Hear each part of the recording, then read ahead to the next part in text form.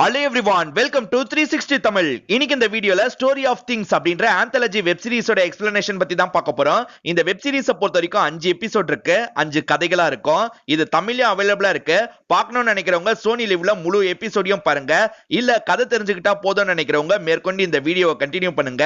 இப்ப time waste பண்ணாம நம்ம நேரடியா எக்ஸ்பிளனேஷனுக்குள்ள போயிடலாம். ஃபர்ஸ்ட் கதையோட ஸ்டார்டிங் சீன்லயே ராம்னு ஒருத்தரை காட்டுறாங்க. இவரை பொறுத்த வரைக்கும் ஓரளவுக்கு வசதியானவரா இருப்பாரு. எப்படியாவது சினிமால ஹீரோவா மாறிடணும் அப்படின்னு ஆசைப்படுறாரு. இப்ப கூட ஒரு படத்துக்காக தான் வெயிட் எல்லாம் ஏத்த ட்ரை பண்ணிட்டு இருக்காரு. இப்ப காலையில எக்ஸசைஸ் எல்லாம் முடிச்சிட்டு வெயிட்ட பாக்குறாரு. செக் பண்ண வெயிட்ட அங்க இருக்க கேலண்டர்ல நோட் பண்ணிடுறாரு. பினான்சியலா ஹீரோ ஓரளவுக்கு பேக்கப் வச்சிருக்காரு போல. இப்ப யாரோ காலிங் பெல் அடிக்கிறாங்க. ஹீரோவும் யாருன்னு பாக்குறதுக்காக வராரு. ஒரு மாசத்துக்கு முன்னாடி தான் ஹீரோவோட பாட்டி இறந்து போயிருப்பாங்க. அவங்க சம்பந்தப்பட்ட ஒரு பெட்டியை ஹீரோ கிட்ட தர சொல்லி ஊர்க்காரங்க அனுப்பியிருக்காங்க. அவரும் தந்துட்டு அங்க இருந்து கிளம்பிடுறாரு. ஹீரோவும் அந்த பெட்டியை எடுத்துட்டு வந்து வீட்டுல செக் பண்ண ஆரம்பிக்கிறாரு. பாட்டி சம்பந்தப்பட்ட நிறைய பொருட்கள் இருக்கு. ஹீரோவும் ஒவ்வொரு பொருளா எடுத்து பார்த்துட்டு இருக்காரு. இவரும் பாட்டியும் சேர்ந்த மாதிரி ஒரு போட்டோ எடுத்திருப்பாங்க. அந்த போட்டோவை இவரும் எடுத்து சோசியல் மீடியால எல்லாம் போஸ்ட் பண்ணிடுறாரு. மேற்கொண்டு என்னெல்லாம் இருக்குன்றத செக் பண்றாரு. அப்பதான் ஒரு வெயிட் மிஷின் இருக்கு. வெயிட்ட செக் பண்ணி பார்ப்போம் அப்படின்னு செக் பண்ணி பார்க்கறாரு. அது தப்பா தான் காட்டுது. ரொம்ப பழசாயிடுச்சுல, அதனால தப்பா தான் காட்டும் அப்படின்ற மாதிரி ஹீரோவும் எடுத்து வச்சிடுறாரு.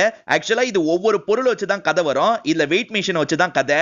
நம்ம ஹீரோ ஒரு விளம்பரத்துக்கான ஆடிஷனுக்காக தான் வந்திருக்காரு. அந்த இடத்துல இருக்க அசிஸ்டன்ட் டைரக்டர்ஸும் இப்படி நடிங்க அப்படி நடிங்க அப்படின்னு சொல்றாங்க. அவங்க எப்பெல்லாம் கேக்குறாங்களோ அதே மாதிரி ஹீரோவும் நடிச்சு முடிச்சிடுறாரு. இப்ப வெளியே வந்தா இவர மாதிரி அட்டெண்ட் பண்ணிட்டு ஒருத்தர் வெளியே நிக்கிறாரு. அவரோட பேரு டைட்டஸ் அப்படின்றது. இவங்க ரெண்டு பேருமே ஃப்ரெண்ட்ஸா தான் இருப்பாங்க. அங்க இருக்க அசிஸ்டன்ட் டைரக்டர் எல்லாம் கரெக்ட் பண்ணி வச்சிருக்காங்க. சங்கர் சார் படம் வந்தா மட்டும் கண்டிப்பா சொல்லு அப்படின்றாங்க. அவரும் சொல்றேன்னு சொல்றாரு. இப்ப டைட்டஸும் ஹீரோவும் சேர்ந்து அங்க இருந்து கிளம்ப ஆரம்பிக்கிறாங்க. அப்பதான் ஆடிஷனுக்காக வேற ஒரு பையன் வரான். அந்த பையன் கிட்ட டைட்டஸும் ஹீரோ தான் அசிஸ்டன்ட் டைரக்டர் அப்படின்ற மாதிரி போய் சொல்லிடுறாரு. அந்த பையனை இவரை கரெக்ட் பண்ற மாதிரிலாம் பேசிட்டு இருக்கான். ஓகே சான்ஸ் வந்தா சொல்றேன் அப்படின்ற மாதிரி ஹீரோவும் சொல்றாரு. அங்க இருந்து கிளம்புறாரு. ஹீரோவை பொறுத்த வரைக்கும் வெயிட்டை ஏத்தணும் அப்படின்னு பயங்கரமா ட்ரை பண்றாரு. காலையில வெயிட்டை செக் பண்ணலாம்னு பார்த்தா பேட்டரி காலி ஆயிருது போல, அதனால ஒர்க் ஆக மாட்டேங்குது. இவரும் பேட்டரியை தேடி பார்க்கறாரு. வீட்ல பேட்டரி இல்ல. அப்பதான் பாட்டியோட வெயிட் மிஷின் ஞாபகம் இவருக்கு வருது. இவரும் வேகமா அந்த வெயிட் மிஷின்ல வெயிட்டை செக் பண்றாரு. வெயிட் ரொம்ப அதிகமா காட்டுது. என்னடா இவ்வளவு அதிகமா காட்டுது அப்படின்ற மாதிரி இவரும் யோசிக்கிறாரு. கல்ல வச்சு செக் பண்ணி பார்ப்போம் அப்படின்ற மாதிரி 10 கிலோ கல்ல வைக்கிறாரு. கரெக்டா 10 கிலோன்னு காட்டுது. 15 கிலோ வைக்கிறாரு. கரெக்டா 15 கிலோன்னு காட்டுது. அப்ப நம்ம தான் ஒரே நாள்ல 3 கிலோ வெயிட் போட்டுமா அப்படின்ற மாதிரி ஹீரோவும் யோசிக்கிறாரு. ஏதோ தப்பா இருக்குன்ற மாதிரி நினைக்கிறாரு. ஹீரோவும் டைட்டஸும் ஒன்னாதான் டான்ஸ் கிளாஸ்க்காக ஒரு இடத்துக்கு வருவாங்க. அந்த இடத்துல வச்சு ஹீரோவும் டைட்டஸ் கிட்ட இந்த விஷயத்தெல்லாம் சொல்றாரு. அப்ப அந்த கிளாஸ்ல இருக்க வேற ஒரு பொண்ணு உங்க பாட்டி இறந்துட்டாங்களா அப்படின்ற மாதிரி கேக்குறாங்க. போஸ்டர் பார்த்து தான் இந்த விஷயத்தை கேக்குறாங்க. ஆமான்ற மாதிரி இவரும் சொல்றாரு. அதே மாதிரி என்கிட்ட எதுக்காகடா சொல்லன்னு டைட்டஸும் கோவப்படுறாரு. கொஞ்ச நேரம் ரெண்டு பேருமே சேர்ந்து பிராக்டிஸ் பண்றாங்க. அதுக்கப்புறம் ரெண்டு பேருமே அவங்க வீட்டுக்கு கிளம்பி போயிடுறாங்க. ஹீரோவும் பேட்டரியை மாத்தி அவரோட மிஷின்லயே வெயிட் எடுக்கிறாரு. கொஞ்சம் தான் ஏறின மாதிரி காட்டுது. இப்ப திரும்பி இவங்க டான்ஸ் பிராக்டிஸ் எடுக்கிற இடத்துல உட்கார்ந்து இருக்கிறத நமக்கு காட்டுறாங்க. அப்பதான் ஹீரோக்கு போன் கால் வருது. இவரும் அட்டெண்ட் பண்ணி பேசுறாரு. சங்கர் படத்தோட ஆடிஷன் வந்தா சொல்ல சொன்னாரு பாத்தீங்களா, அந்த தகவல் தான் கிடைக்குது. இதனால ஹீரோ ரொம்ப சந்தோஷப்படுறாரு. டைட்டஸ் கிட்டயும் கிளம்பணும் அப்படின்னு சொல்றாரு. இவங்க ரெண்டு பேருமே சேர்ந்த மாதிரி ஜீப்ல கிளம்பிட்டு இருக்காங்க. சீக்கிரமா வாங்கன்ற மாதிரி அங்க இருக்க அசிஸ்டன்ட் டைரக்டர் பையனும் சொல்றான். இந்த விஷயத்தை ரெக்கார்ட் பண்ணோம் அப்படின்ற மாதிரி டைட்டஸ் என்ன பண்றாருன்னா செல்ஃபி ஸ்டிக்கை வச்சு ரெக்கார்ட் பண்ணிட்டு இருக்காரு. டேய் என்கிட்ட குடு அப்படின்ற மாதிரி ஹீரோவும் அதை வாங்கி ரெக்கார்ட் பண்ண ஆரம்பிக்கிறாரு. ஹீரோ அதை ரெக்கார்ட் பண்றதுனால ரோட்டை சரியா கவனிக்க மாட்டாரு. அப்ப தெரியாம ஒருத்தர் மேல வண்டியை இடிச்சிடுறாரு. யாருக்கு என்னாச்சு அப்படின்ற மாதிரி டைட்டஸும் பயங்கரமா பதறாரு. ஹீரோவும் பொறுமையா இரு அப்படின்ற மாதிரி இறங்கி வந்து பாக்குறாரு. சைக்கிள்ல வந்த ஒரு நபருக்கு தான் அடிபட்டிருக்கு. அவருக்கு இன்னும் உயிர் இருக்குன்னு தெரியுது. டைட்டஸும் நம்ம ஏத்திட்டு ஹாஸ்பிடலுக்கு கொண்டு போலான்றாரு. பின்னாடி வர யாராவது வண்டியில ஏத்தி கொண்டு போயிடுவாங்க. அதனால நம்ம முதல்ல ஆடிஷனுக்கு போலாம் அப்படின்னு சொல்றாரு. டைட்டஸ்க்கு கடைசி வரைக்கும் மனசு கேட்க மாட்டேங்குது. ஆனா ஹீரோ வேகமா கார்ல ஏத்தி அவரை கூட்டு போக ஆரம்பிக்கிறாரு. இவங்க ரெண்டு பேருமே சேர்ந்த மாதிரி அந்த இடத்துக்கு வந்துடுறாங்க. என்ன ப்ரோ இவ்வளவு லேட்டாவா வருவீங்க அப்படின்ற மாதிரி அந்த பையனும் கேக்குறான். சாரி கொஞ்சம் லேட் ஆயிடுச்சு அப்படின்ற மாதிரி ஹீரோவும் அந்த இடத்துக்குள்ள நுழைய ஆரம்பிக்கிறாரு. இந்த விஷயத்தெல்லாம் டைட்டஸ் ஒரு மாதிரி பார்த்துட்டு இருக்காரு. இப்ப முதல்ல ஹீரோ ஆடிஷன் எல்லாம் முடிச்சிடுறாரு. அதே மாதிரி டைட்டஸ்க்கும் ஆடிஷன் எல்லாம் பண்றாங்க. அவரும் அதெல்லாம் முடிச்சிடுறாரு. ஆடிஷன் முடிஞ்சதுல இருந்து ஹீரோக்கு தலைவலி பயங்கரமா இருக்கு. இப்ப ஹீரோவும் அவரோட வீட்டுக்கு வந்துடுறாரு. சரி நடந்து போலாம் அப்படின்ற மாதிரி நடக்க ஆரம்பிக்கிறாரு. அப்பதான் இவரோட ஜீப்ல ரத்த கரை இருக்கிறத நோட் பண்றாரு. ஐயோ இடிச்ச கரை போல அப்படின்ற மாதிரி வேகமா ஒரு துணி எடுத்து அந்த இடத்துல தொடச்சு விட்டுறாரு. ஹீரோவோட மண்டைக்குள்ள அதே விஷயம் தான் யோசிச்சுட்டு இருக்கு. ஹீரோக்கு தலை வேற ஹெவியா வலிக்குது. என்னடா தலை இப்படி வலிக்குதுன்னு யோசிக்கிறாரு. தூங்கலான்னு பார்த்தா சுத்தமா இவருக்கு தூக்கமே வர மாட்டேங்குது. இவரும் எந்திரிச்சு உட்காந்துறாரு. ஐஸ் கட்டி எடுத்து தலையில வைக்கிறாரு. இப்ப சோஃபால அந்த ஐஸ் கட்டியை வச்சு சாஞ்ச மாதிரி படுத்துறாரு. கொஞ்சம் கொஞ்சமா தூங்க ஆரம்பிக்கிறாரு. இவர் ஆக்சிடென்ட் பண்ணாரு பாத்தீங்களா, அந்த கிளிப்பிங் வருது. அதே மாதிரி அவர் மூச்சு விட கஷ்டப்பட்டாரு பாத்தீங்களா, அந்த கிளிப்பிங் வருது. அதே மாதிரி பாதிக்கப்பட்டவர் எதிர இருக்க மாதிரியே இவருக்கு தோணுது. சடனா முழிச்சு பார்க்கும்போது விடிஞ்சிருக்கிறது ஹீரோக்கு தெரிய வருது. இப்பயும் ஹீரோக்கு தலை பயங்கரமா வலிக்குது. ஹீரோக்கு காரணம் புரிய மாட்டேங்குது. ஹீரோ சாப்பிட்டு இருக்கும் போது இவரோட ஃப்ரெண்ட் டைட்டஸ் கிட்ட இருந்து கால் வருது. இவரை அட்டெண்ட் பண்ணி பேச ஆரம்பிக்கிறாரு. டைட்டஸும் என்ன சொல்றாருன்னா அதுக்கப்புறம் யாரோ கொண்டு போயிருக்காங்க. ஆனா பிளட்லாம் பயங்கரமா லாஸ் ஆயிருக்கு. நான் அவரை ஜிஹெச்ல பார்த்தேன் அப்படின்ற மாதிரி சொல்றாரு. நீ எதுக்காக அந்த இடத்துக்குலாம் போன அப்படின்ற மாதிரி ஹீரோவும் கோவப்படுறாரு. இப்ப கூட அந்த நபரோட வைஃப ஒய்ஃபை பாக்குறதுக்காக தான் போயிட்டு இருக்கேன்னு டைட்டஸ் சொல்றாரு. அதெல்லாம் வேணா திரும்பி வந்துரு அப்படின்னு ஹீரோ சொல்றாரு. ஆனா டைட்டஸ் கேட்க மாட்டாரு. அந்த வீட்டை நோக்கி நடக்க ஆரம்பிக்கிறாரு. ஹீரோவும் வலிக்கிற இடத்துல கை வச்சு பாக்குறாரு. பார்த்தா முடியெல்லாம் உதிர்ற மாதிரி இருக்கு. இப்ப கையில எடுத்து பார்த்தா நிறைய முடி இவரோட கையோட வந்திருக்கு. இவரும் டாக்டரை கன்சல்ட் பண்ணணும்னு நினைக்கிறாரு. டாக்டரும் செக் பண்ணி பார்த்து பின்னாடி ஏதோ காயம் பட்டிருக்குங்க, நீங்க தூங்கிட்டு இருக்கும் போது யாரகடமா இடிச்சிட்டீங்களா அப்படின்ற மாதிரி கேட்கிறாரு. அப்பெல்லாம் இல்ல சார்னு சொல்றாரு. உங்களுக்கு தெரியாமயே இடிச்சிருப்பீங்க, நான் மருந்து மாத்திரை எல்லாம் எழுதி தரேன் அப்படின்ற மாதிரி டாக்டரும் எழுதி தராரு. டாக்டரை பார்த்து முடிச்ச ஹீரோவும் அவரோட வீட்டுக்கு வந்துடுறாரு. இப்பதான் காலையில இவர் படுத்திருந்தாரு பாத்தீங்களா, அந்த சோஃபாவை கவனிக்கிறாரு. இவர் படுத்திருந்த இடத்துல ரத்த கரை இருக்கு. இவரும் அதை துடைக்கணும் அப்படின்ற மாதிரி வேகமா சிங்க்ல கொண்டு வந்து தொடச்சிட்டு இருக்காரு. இப்ப யாரோ காலிங் பெல் அடிக்கிற சவுண்ட் கேக்குது. தலையில இருக்க காயம் யாருக்கும் தெரியக்கூடாதுன்றதுக்காக ஹீரோவும் கேப்ப மாட்டிடுறாரு. இப்ப கதவை திறந்து பார்த்தா அந்த இடத்துக்கு டைட்டஸ் தான் வந்திருக்காரு. வந்த டைட்டஸும் பாதிக்கப்பட்ட அந்த நபரை பத்தி தான் சொல்றாரு. அந்த நபரை பொறுத்த வரைக்கும் அயனிங் பண்றவரா இருப்பாரு. அதே மாதிரி ஒரு சின்ன பையன் இருக்கான் அப்படின்ற மாதிரிலாம் சொல்றாரு. ரொம்ப லேட்டா கொண்டு போனதால தான் உயிருக்கு போராடிட்டு இருக்காரு. நம்ம கொண்டு போயிருந்தோம்னா இந்த நேரத்துக்கு காப்பாத்திருக்கலாம் அப்படின்றாரு. நம்ம அந்த விஷயத்தை பண்ணிருக்கணும் மச்சான் அப்படின்ற மாதிரியும் சொல்றாரு. ஹீரோவும் பயங்கரமா கோவப்படுறாரு. நம்ம கொண்டு போயிருந்தோம்னா போலீஸ் அப்படி இப்படி நம்ம மேல கேஸ் எல்லாம் போட்டிருப்பாங்க அப்படின்னு சொல்றாரு. பரவாயில்லடா, இருந்தாலும் நம்ம பண்ணிருக்கணும் அப்படின்ற மாதிரி டைட்டஸ் சொல்றாரு. நம்ம அந்த நபரை கொண்டு போயிருந்தோம்னா கண்டிப்பா ஆடிஷன் அட்டெண்ட் பண்ணிருக்க முடியாது. நமக்கு அது ரொம்ப முக்கியம்டா, புரிஞ்சுக்கோ. வாரத்துக்கு ஒரு ஹீரோ இப்ப இன்ட்ரோடியூஸ் ஆயிட்டு இருக்காங்க. நமக்கு 30 வயசு ஆயிடுச்சு, நம்ம எப்ப ஹீரோவா மாறுறது அப்படின்னு கேக்குறாரு. அந்த ஒய்ஃபோட கை கால்ல விழுந்து மன்னிப்பு கேட்டு அவங்களுக்கு தேவையான காசை சேர்ந்து தரலாம்னு நினைச்சேன். ஆனா நீ வர மூட்லயே இல்லன்றது எனக்கு தெளிவா தெரிஞ்சிருச்சு, நானே பாத்துக்கிறேன் அப்படின்ற மாதிரி கிளம்பிடுறாரு.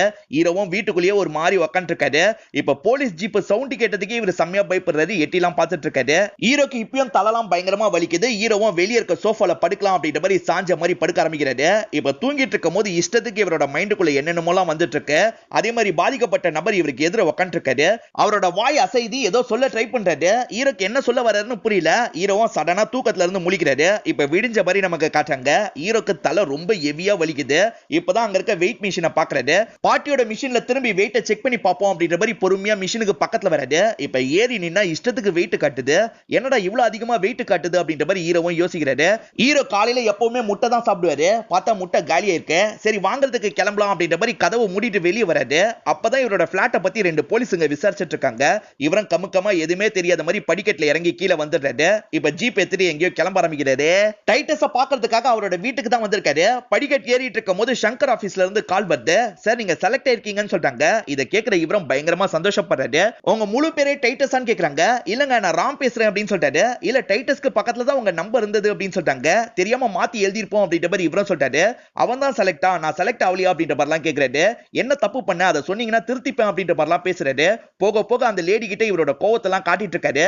அந்த லேடியும் நான் அப்புறமா கால் பண்றேன் சார் அப்படின்ற மாதிரி வேகமா காலை கட் பண்ணிடுறாங்க. நம்ம ஃப்ரெண்ட் செலக்ட் ஆயிட்டா நம்ம செலக்ட் ஆவலியா அப்படின்ற மாதிரி ஹீரோவும் கோவத்தோட தான் அவரோட வீட்டு கிட்ட வராரு. இப்ப அவரும் கதவை திறந்துட்டு உள்ள நடக்க ஆரம்பிக்கிறாரு. போலீஸ் கிட்ட போகாதன்னு தானே சொன்னேன், எதுக்காகடா போன அப்படின்ற மாதிரிலாம் கேக்குறாரு. காரை நீ ஓட்டல, நான் தானே ஓட்டினேன், அதனால தான் தைரியமா போலீஸ் கிட்ட சொல்லியிருக்க. அதே மாதிரி சங்கர் படம் வாய்ப்பு வேற கிடைச்சிருக்கு, இதனால தான் இப்படிலாம் பண்ணிட்டு இருக்க அப்படின்ற மாதிரி ஹீரோ இஷ்டத்துக்கு அவரை பிடிச்சி திட்ட ஆரம்பிக்கிறாரு. இப்ப 2 பேரும் மாத்தி மாத்தி ஆர்கியூ பண்ணிட்டு இருக்காங்க. அப்பதான் ஜன்னல் வழியா யாரோ வராங்க. இவங்களை கூப்பிடுறாங்க. போலீஸ் வந்திருக்காங்க போல அப்படின்ற மாதிரி டைட்டஸும் கதவை திறக்க போறாரு. ஆனா ஹீரோ போக விட மாட்டாரு. டைட்டஸ் கூப்பிடலாம் அப்படின்னு கூப்பிட ட்ரை பண்றாரு. ஹீரோ அதுக்கும் விடாம வாயை க்ளோஸ் பண்ணிடுறாரு. ஹீரோவை தள்ளி விட்டு டைட்டஸ் கூப்பிட ட்ரை பண்றாரு. கோவப்பட்ட ஹீரோ பக்கத்துல இருக்க அயன் பாக்ஸை வச்சு மண்டிலேயே ஒரு போடு போடுறாரு. இப்ப டைட்டஸ் அங்க விழுந்து கிடக்குறாரு. ஆக்சுவலா சாப்பாடு கொடுக்கறவர் தான் வெளியே வந்திருக்காரு போல. நான் இங்கே சாப்பாடு வச்சுட்டு போறேன் அப்படின்ற மாதிரி அவர் கிளம்பிடுறாரு. ஐயோ அவசரப்பட்டுட்டுமே அப்படின்னு ஹீரோ யோசிக்கிறாரு. இப்ப டைட்டஸ் ஏதோ சொல்ல வராது. என்ன சொல்றான் அப்படின்ற மாதிரி இவரும் காதை வச்சு கேட்கிறாரு. நீ பண்ண பாவத்தோட பாரம் உன்னை நிம்மதியா இருக்க விடாது அப்படின்ற மாதிரி தான் சொல்றாரு. இதேதான் பாதிக்கப்பட்ட நபரும் கனவுல சொன்ன மாதிரியே ஹீரோக்கு தோணி இருக்கும். இப்ப ஹீரோ கைய பாக்குறாரு. கை முழுக்க ரத்தமா இருக்கு. ஃப்ரெண்ட உடனே ஹாஸ்பிடலுக்கு தூக்கிட்டு போனோம் அப்படின்ற மாதிரி தூக்கிட்டு போக ஆரம்பிக்கிறாரு.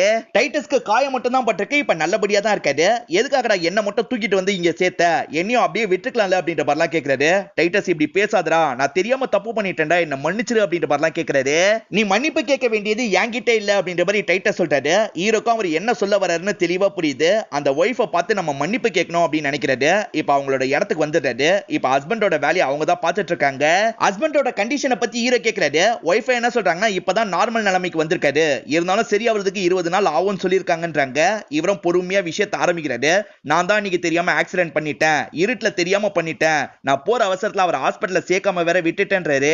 நான் பண்ணது ரொம்ப பெரிய தப்பு தான், தயவு செஞ்சு என்ன மன்னிச்சிருங்க அப்படின்ற மாதிரி ஹீரோவும் நிறுத்தி நிறுத்தி பொறுமையா பேசிட்டு இருக்காரு. அந்த லேடிக்கு அழுகையே வந்துருது. சாதாரணமா மன்னிக்கிற அளவுலாம் நான் தியாகி கிடையாது, உங்க மேல எனக்கு கோவம் இருக்கதான் செய்யுதுன்ற மாதிரி வேகமா கிளம்ப ஆரம்பிக்கிறாங்க. அவங்க பாட்டுக்கு வீட்டுக்குள்ள போயிடுறாங்க. ஹீரோவும் வாசல்லயே வெயிட் பண்றாரு. அவங்க மனசு மாறுற வரைக்கும் வெளியே இருக்கலாம் அப்படின்ற மாதிரி ஹீரோவும் ரொம்ப நேரம் வெளியே வெயிட் பண்றாரு. அப்படியே கட் பண்ணி ஹீரோ வீட்டுக்கு வரத நமக்கு காட்டுறாங்க. இப்ப ஹீரோவும் அந்த வெயிட் மிஷினை பாக்குறாரு. ஒருவேளை நம்ம மனபாரத்தை தான் இது காட்டுதா அப்படின்ற மாதிரி யோசிக்கிறாரு.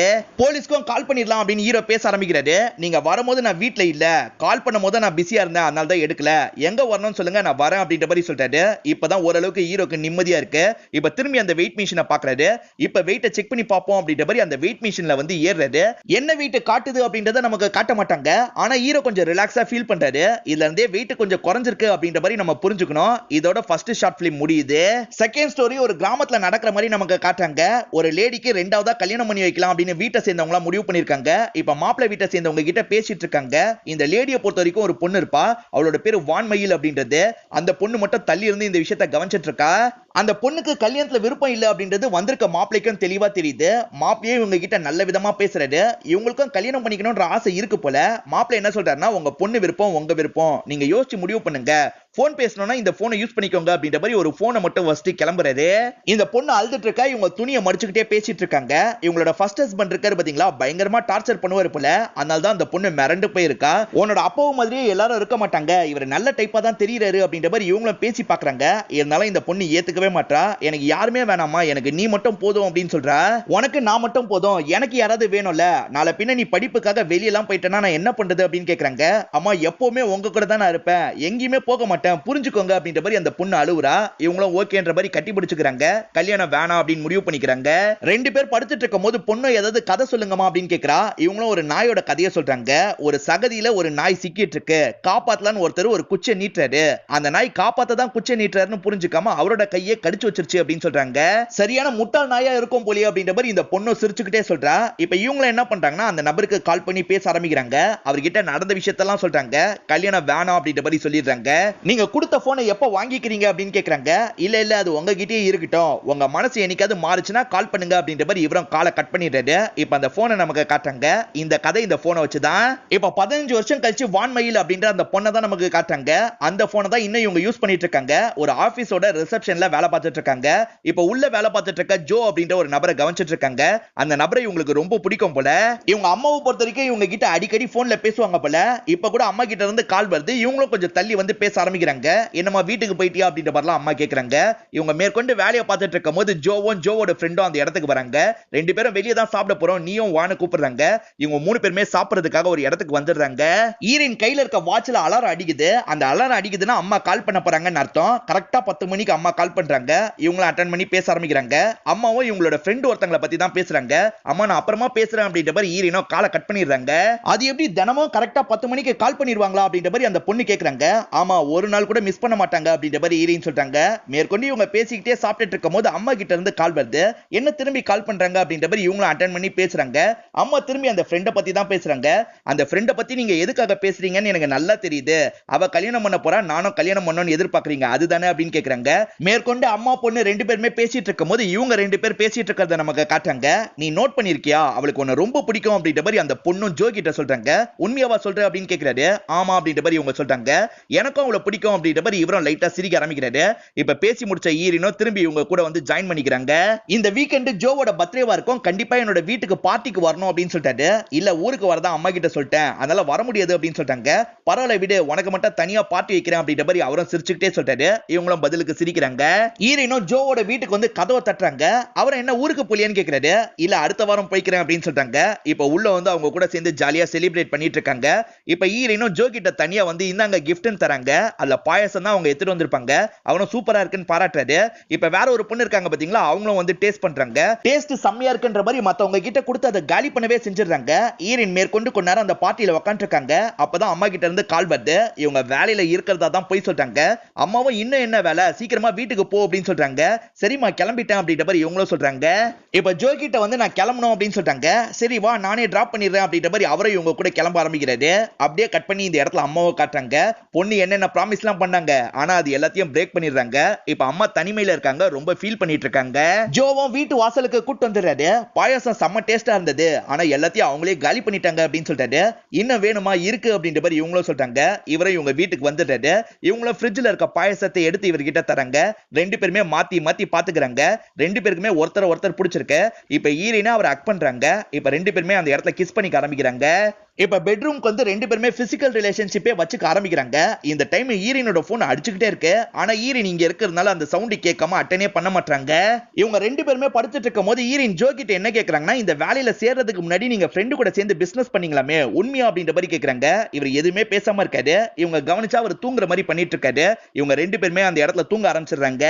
ஈரின் காலையில முழிக்கும் போது ஈரின் மட்டும் தான் அந்த இடத்துல இருக்காங்க. திரும்பி பாப்போம் அப்படின்ற மாதிரி ஒரு பேப்பரை ஒட்டிட்டு அவர் கிளம்பி போயிருக்காரு. இப்ப ஈரினோட போன் அடிக்குது. பார்த்தா 31 மிஸ்டு கால்னு காட்டுது. ஈரினும் அட்டெண்ட் பண்ணி பேச ஆரம்பிக்கிறாங்க. பேசுறது யாருன்னு பாத்தீங்கன்னா ஈரினோட மாமா ஒருத்தர் தான். அவரும் உன்னோட அம்மா இறந்து போயிட்டாங்கன்ற தகவலை சொல்றாரு. இதை கேட்கிற ஈரின் செம்மையா ஷாக் ஆயிடுறாங்க. நைட்டு மூச்சு திணறல் ஏற்பட்டிருக்கு, உனக்கு நிறைய வாட்டி கால் பண்ணிருக்காங்க, நீ வரல போல, நான் வரதுக்குள்ள இறந்து போயிட்டாங்கன்றாரு. இப்ப அம்மாக்கான இறுதி சடங்கு எல்லாம் முடிஞ்ச மாதிரி நமக்கு காட்டுறாங்க. இன்னும் இவங்க ஊருக்கு போகாம அம்மாவோட வீட்லயே தான் உட்கார்ந்து இருக்காங்க. இந்த இடத்துல ஒரு பிளாஷ்பேக்கையும் யோசிச்சு பார்க்க ஆரம்பிக்கிறாங்க. அம்மாக்கு தெரியாம ஈரினோ வெளியூர்ல ஒரு வேலைக்காக அப்ளை பண்ணிருக்காங்க. இது எதுக்காக என்கிட்ட சொல்ல, நீ ஒன்னும் அந்த ஊருக்குலாம் போக தேவையில்லை அப்படின்ற மாதிரி அம்மா சொல்றாங்க. போகாம இந்த ஊருக்குள்ளேயே நான் அடைஞ்சு கிடக்குறோமா அப்படின்ற மாதிரி இவங்களும் கோவப்படுறாங்க. என் ஃப்ரெண்டு போயிருக்கா, நான் போக கூடாதா அப்படின்ற மாதிரிலாம் கேக்குறாங்க. இவங்களோட ஃப்ரெண்டை வச்சு தான் ஈரின் வேலைக்கு போறேன் அப்படின்றத கேக்குறாங்க. ஆனா அம்மா அந்த ஃப்ரெண்டை வச்சு தான் கல்யாணம் பண்ணிக்கோ அப்படின்னு சொல்லியிருப்பாங்க. ஆனா இவங்க கேட்டிருக்க மாட்டாங்க. இப்பதான் நமக்கு அந்த விஷயம் எல்லாம் தெளிவா புரியுது. கூடியே இருக்குன்னு சொல்லிட்டு நம்ம தானே பிரிஞ்சு போனோம் அப்படின்ற மாதிரி ஈரினோ யோசிச்சு ஃபீல் பண்ணிட்டு இருக்காங்க.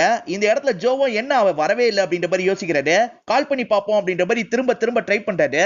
எத்தனை வாட்டி கால் பண்ணாலும் அவங்க போன் அட்டனே பண்ண மாட்டாங்க. ஈரினோ ஊர்ல இருந்து கிளம்பி திரும்பி அவங்களோட வீட்டுக்கே வந்துடுறாங்க. இப்ப முதல்ல அந்த பெட்டை தான் பாக்குறாங்க. அன்னைக்கு நைட்டு மட்டும் நம்ம ஜோ கூட ஒண்ணா இல்லாம இருந்திருந்தா அம்மாவை போய் காப்பாத்திருக்கலாம் அப்படின்ற மாதிரிலாம் யோசிச்சு பாக்குறாங்க. ஈரின் வீட்டுல எலி தொல்லை ரொம்ப அதிகமா இருக்கும். எலிக்கு விஷம் வைக்கலாம் அப்படின்ற மாதிரி பிரெட்ல விஷத்தை கலந்துட்டு இருக்காங்க. அப்பதான் இவங்க வாட்ச்ல இருக்க அலாரம் அடிக்குது. இப்ப திடீர்னு பார்த்தா போன் அடிக்கிற சவுண்ட் கேக்குது. இந்நேரம் கரெக்டா யாரா போன் பண்றா அப்படின்ற மாதிரி இவங்களும் பக்கத்துல வந்து பாக்குறாங்க. அம்மா தான் கால் பண்றாங்கன்னு காட்டுது. இவங்களும் அட்டன் பண்ணி காதுல வைக்கிறாங்க. அம்மா பேசுற மாதிரி சவுண்ட் கேக்குது. பயத்துல ஈரின் போனியை கீழே போட்டுறாங்க. இறந்து போன அம்மா எப்படி பேச முடியும் அப்படின்ற மாதிரி இவங்களும் செம்ம பயத்துல உட்கார்ந்து இருக்காங்க. திரும்பி திரும்பி போன் வந்துகிட்டே இருக்கு. இவங்களும் அட்டன் பண்ணலாம் அப்படின்ற மாதிரி பொறுமையா அட்டன் பண்ணி பேச ஆரம்பிக்கிறாங்க. அம்மாவும் எப்பவுமே பேசுற மாதிரி இவங்க கிட்ட சகஜமா பேசுறாங்க. அம்மா எப்பவுமே உன் கூட தான்டா இருப்பன்ற மாதிரிலாம் சொல்றாங்க. ஈரினும் அம்மா கிட்ட சாரி கேட்டு பயங்கரமா அழுகுறாங்க. இந்த இடத்துல பிளாஷ்பேக்கை காட்டுறாங்க. வேலைக்கு போக கூடாதுன்னு அம்மா முதல்ல சொன்னாங்கல்ல, அதனால இவங்களும் சோகமா உட்கார்ந்து இருக்காங்க. அம்மாவும் சமாதானப்படுத்துறதுக்காக வராங்க. ஓகே நீ ஆசைப்பட்ட மாதிரியே வேலைக்கு போன்னு சொல்லிடுறாங்க. அதுக்கப்புறம் தான் ஈரின் சந்தோஷப்படுறாங்க. அம்மா கிட்ட கொஞ்சம் விளையாடுறாங்க. ஈரின் கொஞ்ச நாளா வேலைக்கே போக மாட்டாங்க. அம்மா கிட்ட இருந்து கால் வருதுல, அம்மா கிட்ட பேசினா போதும் அப்படின்ற மாதிரி அம்மா கிட்ட மணிக்கணக்கா பேசிக்கிட்டே இருக்காங்க. இவங்களுக்கு என்னாச்சு ஏதாச்சுன்னு ஜோக்கு புரியல. ஜோவை இவங்களை வீட்டுல பாக்குறதுக்காக வராது. அப்பதான் அவங்க மாடியில இருந்து துணியெல்லாம் எடுத்துட்டு கீழே இறங்கி வராங்க. இவர் அவங்க கிட்ட பேசிக்கிட்டே இருக்காரு. ஆனா ஈரின் கண்டுக்காம வேலையை பார்த்துக்கிட்டே இருக்காங்க.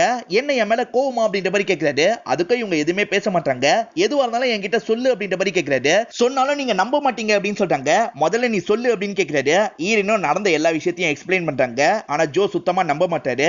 அது எப்படி இறந்து போனா அம்மா கால் பண்ணுவாங்க, நீ சரியா தூங்குறியா இல்லையா அப்படின்ற மாதிரி கேட்கிறாரு. இதுக்காக தான் அவங்க கிட்ட சொல்ல மாட்டேன்னு சொன்ன அப்படின்ற மாதிரி இவங்களும் கோவப்படுறாங்க. இவரை என்ன சொல்றாருன்னா, எனக்கு தெரிஞ்ச ஒரு டாக்டர் இருக்காரு, அவரை கன்சல்ட் பண்ணா எல்லாம் சரியாயிடும் அப்படின்னு சொல்றாரு. என்ன பைத்தியம் சொல்றீங்களா அப்படின்னு கோவமா கேக்குறாங்க. நான் உனக்கு ஹெல்ப் பண்ணதா ட்ரை பண்றேன், தயவு செஞ்சு புரிஞ்சுக்கோ, முதல்ல அந்த போனை தா அப்படின்ற மாதிரி போனை புடுங்குறாரு. இவங்களும் திரும்பி தாங்கன்னு கேக்குறாங்க. இவர் தர மாட்டேன்னு சொல்றாரு. இவங்களும் அவர்கிட்ட இருந்து புடுங்க ட்ரை பண்றாங்க. மாத்தி மாத்தி ரெண்டு பேருமே அந்த போனை வச்சு சண்டை போடுறாங்க. அப்பதான் ஏடகடமா அந்த போன் கீழே விழுந்து உடைஞ்சு போயிருது. இத பாக்குற ஈரின் பயங்கரமா கோவப்படுறாங்க. அவரை இஷ்டத்துக்கு போட்டு அடிக்க ஆரம்பிக்கிறாங்க. இப்ப தரன்னு அவரை முடிய பிடிச்சி வெளியே இழுத்துட்டு வராங்க. படிக்கட்டுல தள்ளி விடுறாங்க. இவரை உருண்டு கீழே விழுந்துட்டாரு. இவங்களும் கதவை சாத்தி அந்த இடத்துல பயங்கரமா ஃபீல் பண்ணிட்டு இருக்காங்க. திரும்பி போன் அடிக்க ஆரம்பிக்குது. ஈரினோ வேகமா வந்து பாக்குறாங்க. அம்மா கிட்ட இருந்து தான் கால் வருது. இவங்களும் அட்டன் பண்ணி பேச ஆரம்பிக்கிறாங்க. இவங்க ரெண்டு பேர் பேசிட்டு இருக்கும் போது கதவை தர அப்படின்ற மாதிரி ஜோவும் கதவை தட்டிட்டு இருக்காரு. இவன் திரும்பியும் வந்துட்டானா, இவனுக்கு என்னதான் வேணுமா, நீயும் நானும் சந்தோஷமா இருக்கிறது இவனுக்கு பிடிக்காதா? பேசாம ஒண்ணு பண்ணு, இவனை என்கிட்ட அனுப்பி விட்டுரு, இவனுக்கு பாயாசம்னா ரொம்ப பிடிக்கும்ல அப்படின்னு கேக்குறாங்க. அம்மா என்ன பண்ண சொல்றாங்க அப்படின்றது ஹீரோயினுக்கு புரிஞ்சிருது. இப்ப ஹீரோயினும் கதவை திறந்து வெளியே வராங்க. ஏதாவது சாப்பிடுறீங்களான்னு கேக்குறாங்க. ஹீரோவும் ஓகேன்னு ஏத்துக்கிறாரு. ஹீரோயின் 2 பேருக்காகவும் பாயாசம் தான் ரெடி பண்ணிருக்காங்க. இப்ப சாப்பிட்டுக்கிட்டே 2 பேர் பேசிக்க ஆரம்பிக்கிறாங்க. இப்ப நீ என்ன நிலைமையில இருக்குன்றது எனக்கு நல்லா தெரியும். என் பிசினஸ் பத்தி என்கிட்ட கேட்டல. ஆமா, இதுக்கு முன்னாடி நான் பிசினஸ் தான் பண்ணேன். என் ஃப்ரெண்டோட பேரு கிரண் அப்படின்றது. ஒரு கிளையண்ட மீட் பண்றதுக்காக நான் வேற ஊருக்கு பஸ்ல போக வேண்டிய நிலைமை இருந்தது. ஆனா என்னால கடைசி நேரத்துல போக முடியல. என் ஃப்ரெண்டு கிட்ட போக சொல்லி கேட்டேன். எனக்கு பதிலா அவன் தான் பஸ்ல போனான். அந்த பஸ் ஆக்சிடென்ட் ஆனதுல அவன் இறந்து போயிட்டான். உண்மையை சொல்லணும்னா நான் இறந்து போயிருக்கணும். அதுக்கு பதிலா அவன் இறந்து போயிட்டான். இந்த கஷ்டத்தை தாங்க முடியாம ரொம்ப வருத்தப்பட்டேன். நாளுக்கு நாள் உடல் மெலிஞ்சு போனேன். ரொம்ப நாள் கழிச்சு கிரணோட அம்மாவை திரும்பி பார்த்தேன். நான் மெலிஞ்சிருக்கிறத பார்த்து இந்த நிலைமையில கிரண் உன்னை பார்த்திருந்தா ரொம்ப வருத்தப்பட்டிருப்பான்பா. நல்ல வேளை கடவுள் பார்க்க வைக்கல அப்படின்ற மாதிரி சொல்லி அழுதாங்க. அப்பதான் நான் ஒரு விஷயத்தை புரிஞ்சுக்கிட்டேன். நம்ம பண்ண தப்பால அவங்க இறந்துட்டாங்க. நம்ம தான் ரொம்ப ஃபீல் பண்ணிட்டு இருக்கோம். ஆனா நம்ம ஃபீல் பண்றதை கூட அவங்க விரும்ப மாட்டாங்க. இதுதான் நான் புரிஞ்சுக்கிட்டது. தயவு செஞ்சு நீயும் இந்த விஷயத்தை புரிஞ்சுக்கோ அப்படின்னு சொல்றாரு. எனக்கு ஏற்பட்டிருக்க பிரச்சனையில இருந்து என்ன வெளியே கொண்டு வரதுக்கு தான் நீங்க ட்ரை பண்றீங்கன்றது எனக்கு புரியுது. உங்களுக்கு சேத்துல மாட்டின நாயோட கதை தெரியுமா அப்படின்னு கேக்குறாங்க. இவரும் லைட்டா ஷாக்கிங்கா அவங்கள பாக்குறாரு. இப்பதான் அவங்க மூக்குல இருந்து லைட்டா ரத்தம் வருது. ஈரின் இவங்க சாப்பிட்ட பாயாசத்துல மட்டும் தான் விஷத்தை கலந்திருப்பாங்க. இப்ப அந்த கதையை இவர்கிட்ட சொல்ல ஆரம்பிக்கிறாங்க. ஒரு நாய் சகதியில சிக்கி இருந்ததா, ஒருத்தர் காப்பாத்தலாம் அப்படின்ற மாதிரி குச்சியை நீட்டினாராம். ஆனா அந்த நாய் புரிஞ்சுக்காம அவரோட கையை கடிச்சு வச்சிருச்சான். அந்த அளவுக்கு அந்த நாய் ரொம்ப முட்டாளு அப்படின்னு சொல்றாங்க. அதே இடத்துல மயங்க ஆரம்பிக்கிறாங்க.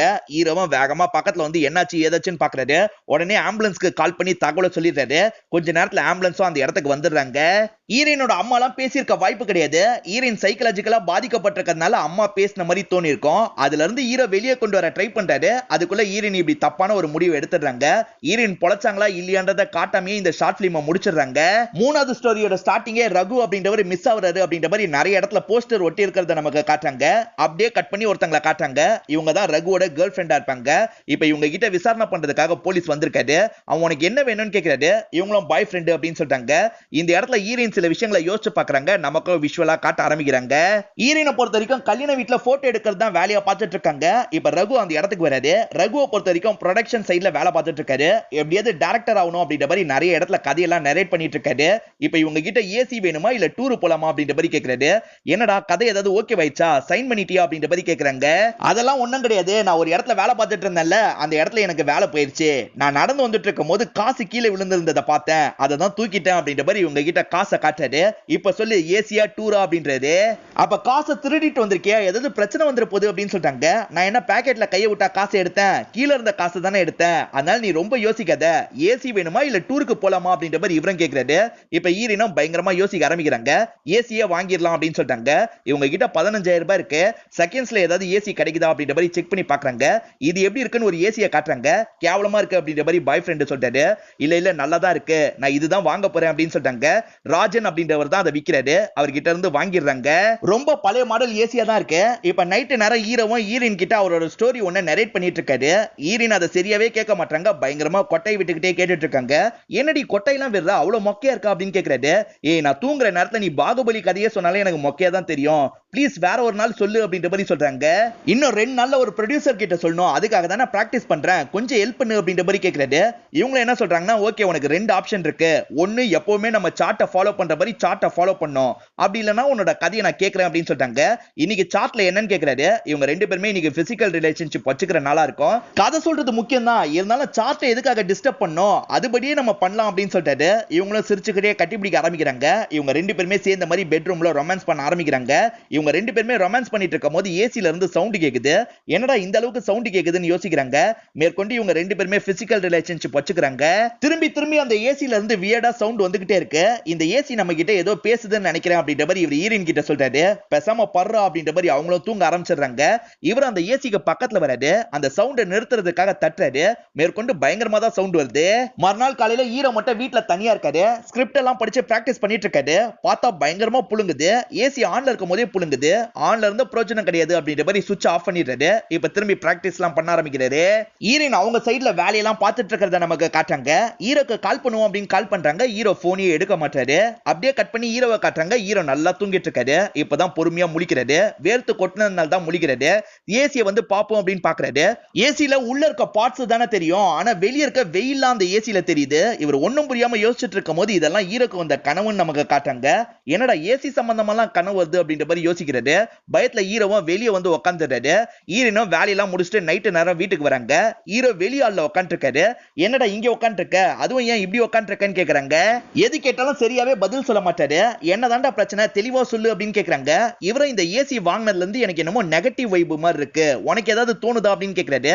என்ன நெகட்டிவ் வைப், அப்பெல்லாம் ஒண்ணும் கிடையாது அப்படின்னு சொல்றாங்க. அதுல இருந்து சவுண்ட் வருது, ஏத்துக்கிறேன், ரெடி பண்ணிடுவோம் அப்படின்னு சொல்றாங்க. உனக்கு சொன்னா புரியல, அதுல இருந்து வேற மாதிரி ஏதோ சவுண்ட் வருது அப்படின்னு சொல்றாரு. இவங்களும் அங்க இருந்து கிளம்ப போறாங்க. அப்பதான் சவுண்ட் கேக்குது, வா அப்படின்ற மாதிரி வேகமா அந்த ரூமுக்கு கூட்டு வந்து காட்டுறாரு.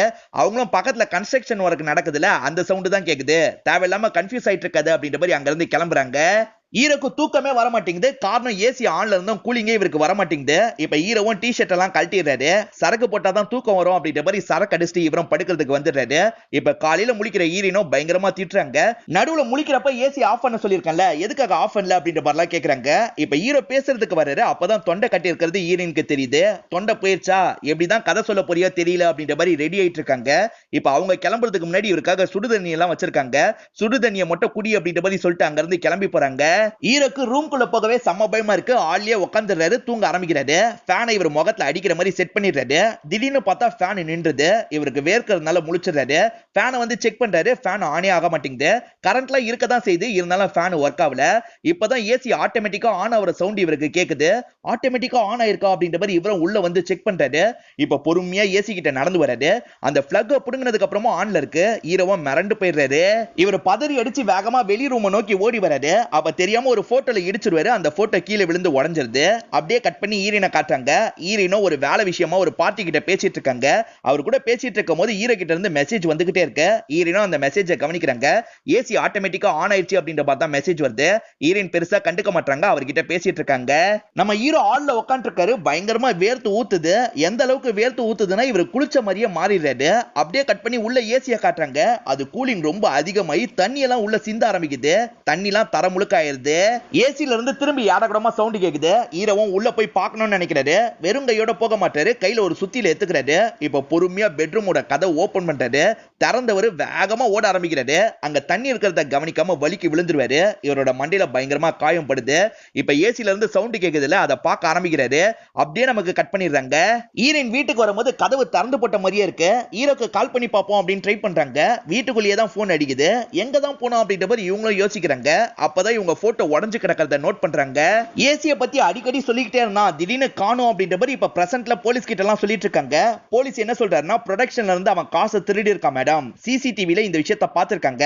அது சம்பந்தமா யாராவது கால் பண்ணிருப்பாங்க. எங்க அரெஸ்ட் பண்ணிட போறாங்கன்னு பயந்துருப்பான். அதனால தான் எங்கேயாவது மறைஞ்சிருப்பான். அவனுக்கு எந்த ப்ராப்ளமும் இல்லன்னு தெரிய வந்தோன்னா திரும்பி அவனே வந்துருவான். நீங்க தேவையில்லாம கவலைப்படாதீங்க அப்படின்ற மாதிரி அந்த ஆபீசரும் கிளம்பி போயிடுறாரு. ஹீரோவோட போட்டோவை பார்த்துக்கிட்டே சாப்பிட்டுட்டு இருக்காங்க. அப்பதான் ஏசி ஆட்டோமேட்டிக்கா ஆன் ஆகுற சவுண்ட் கேக்குது.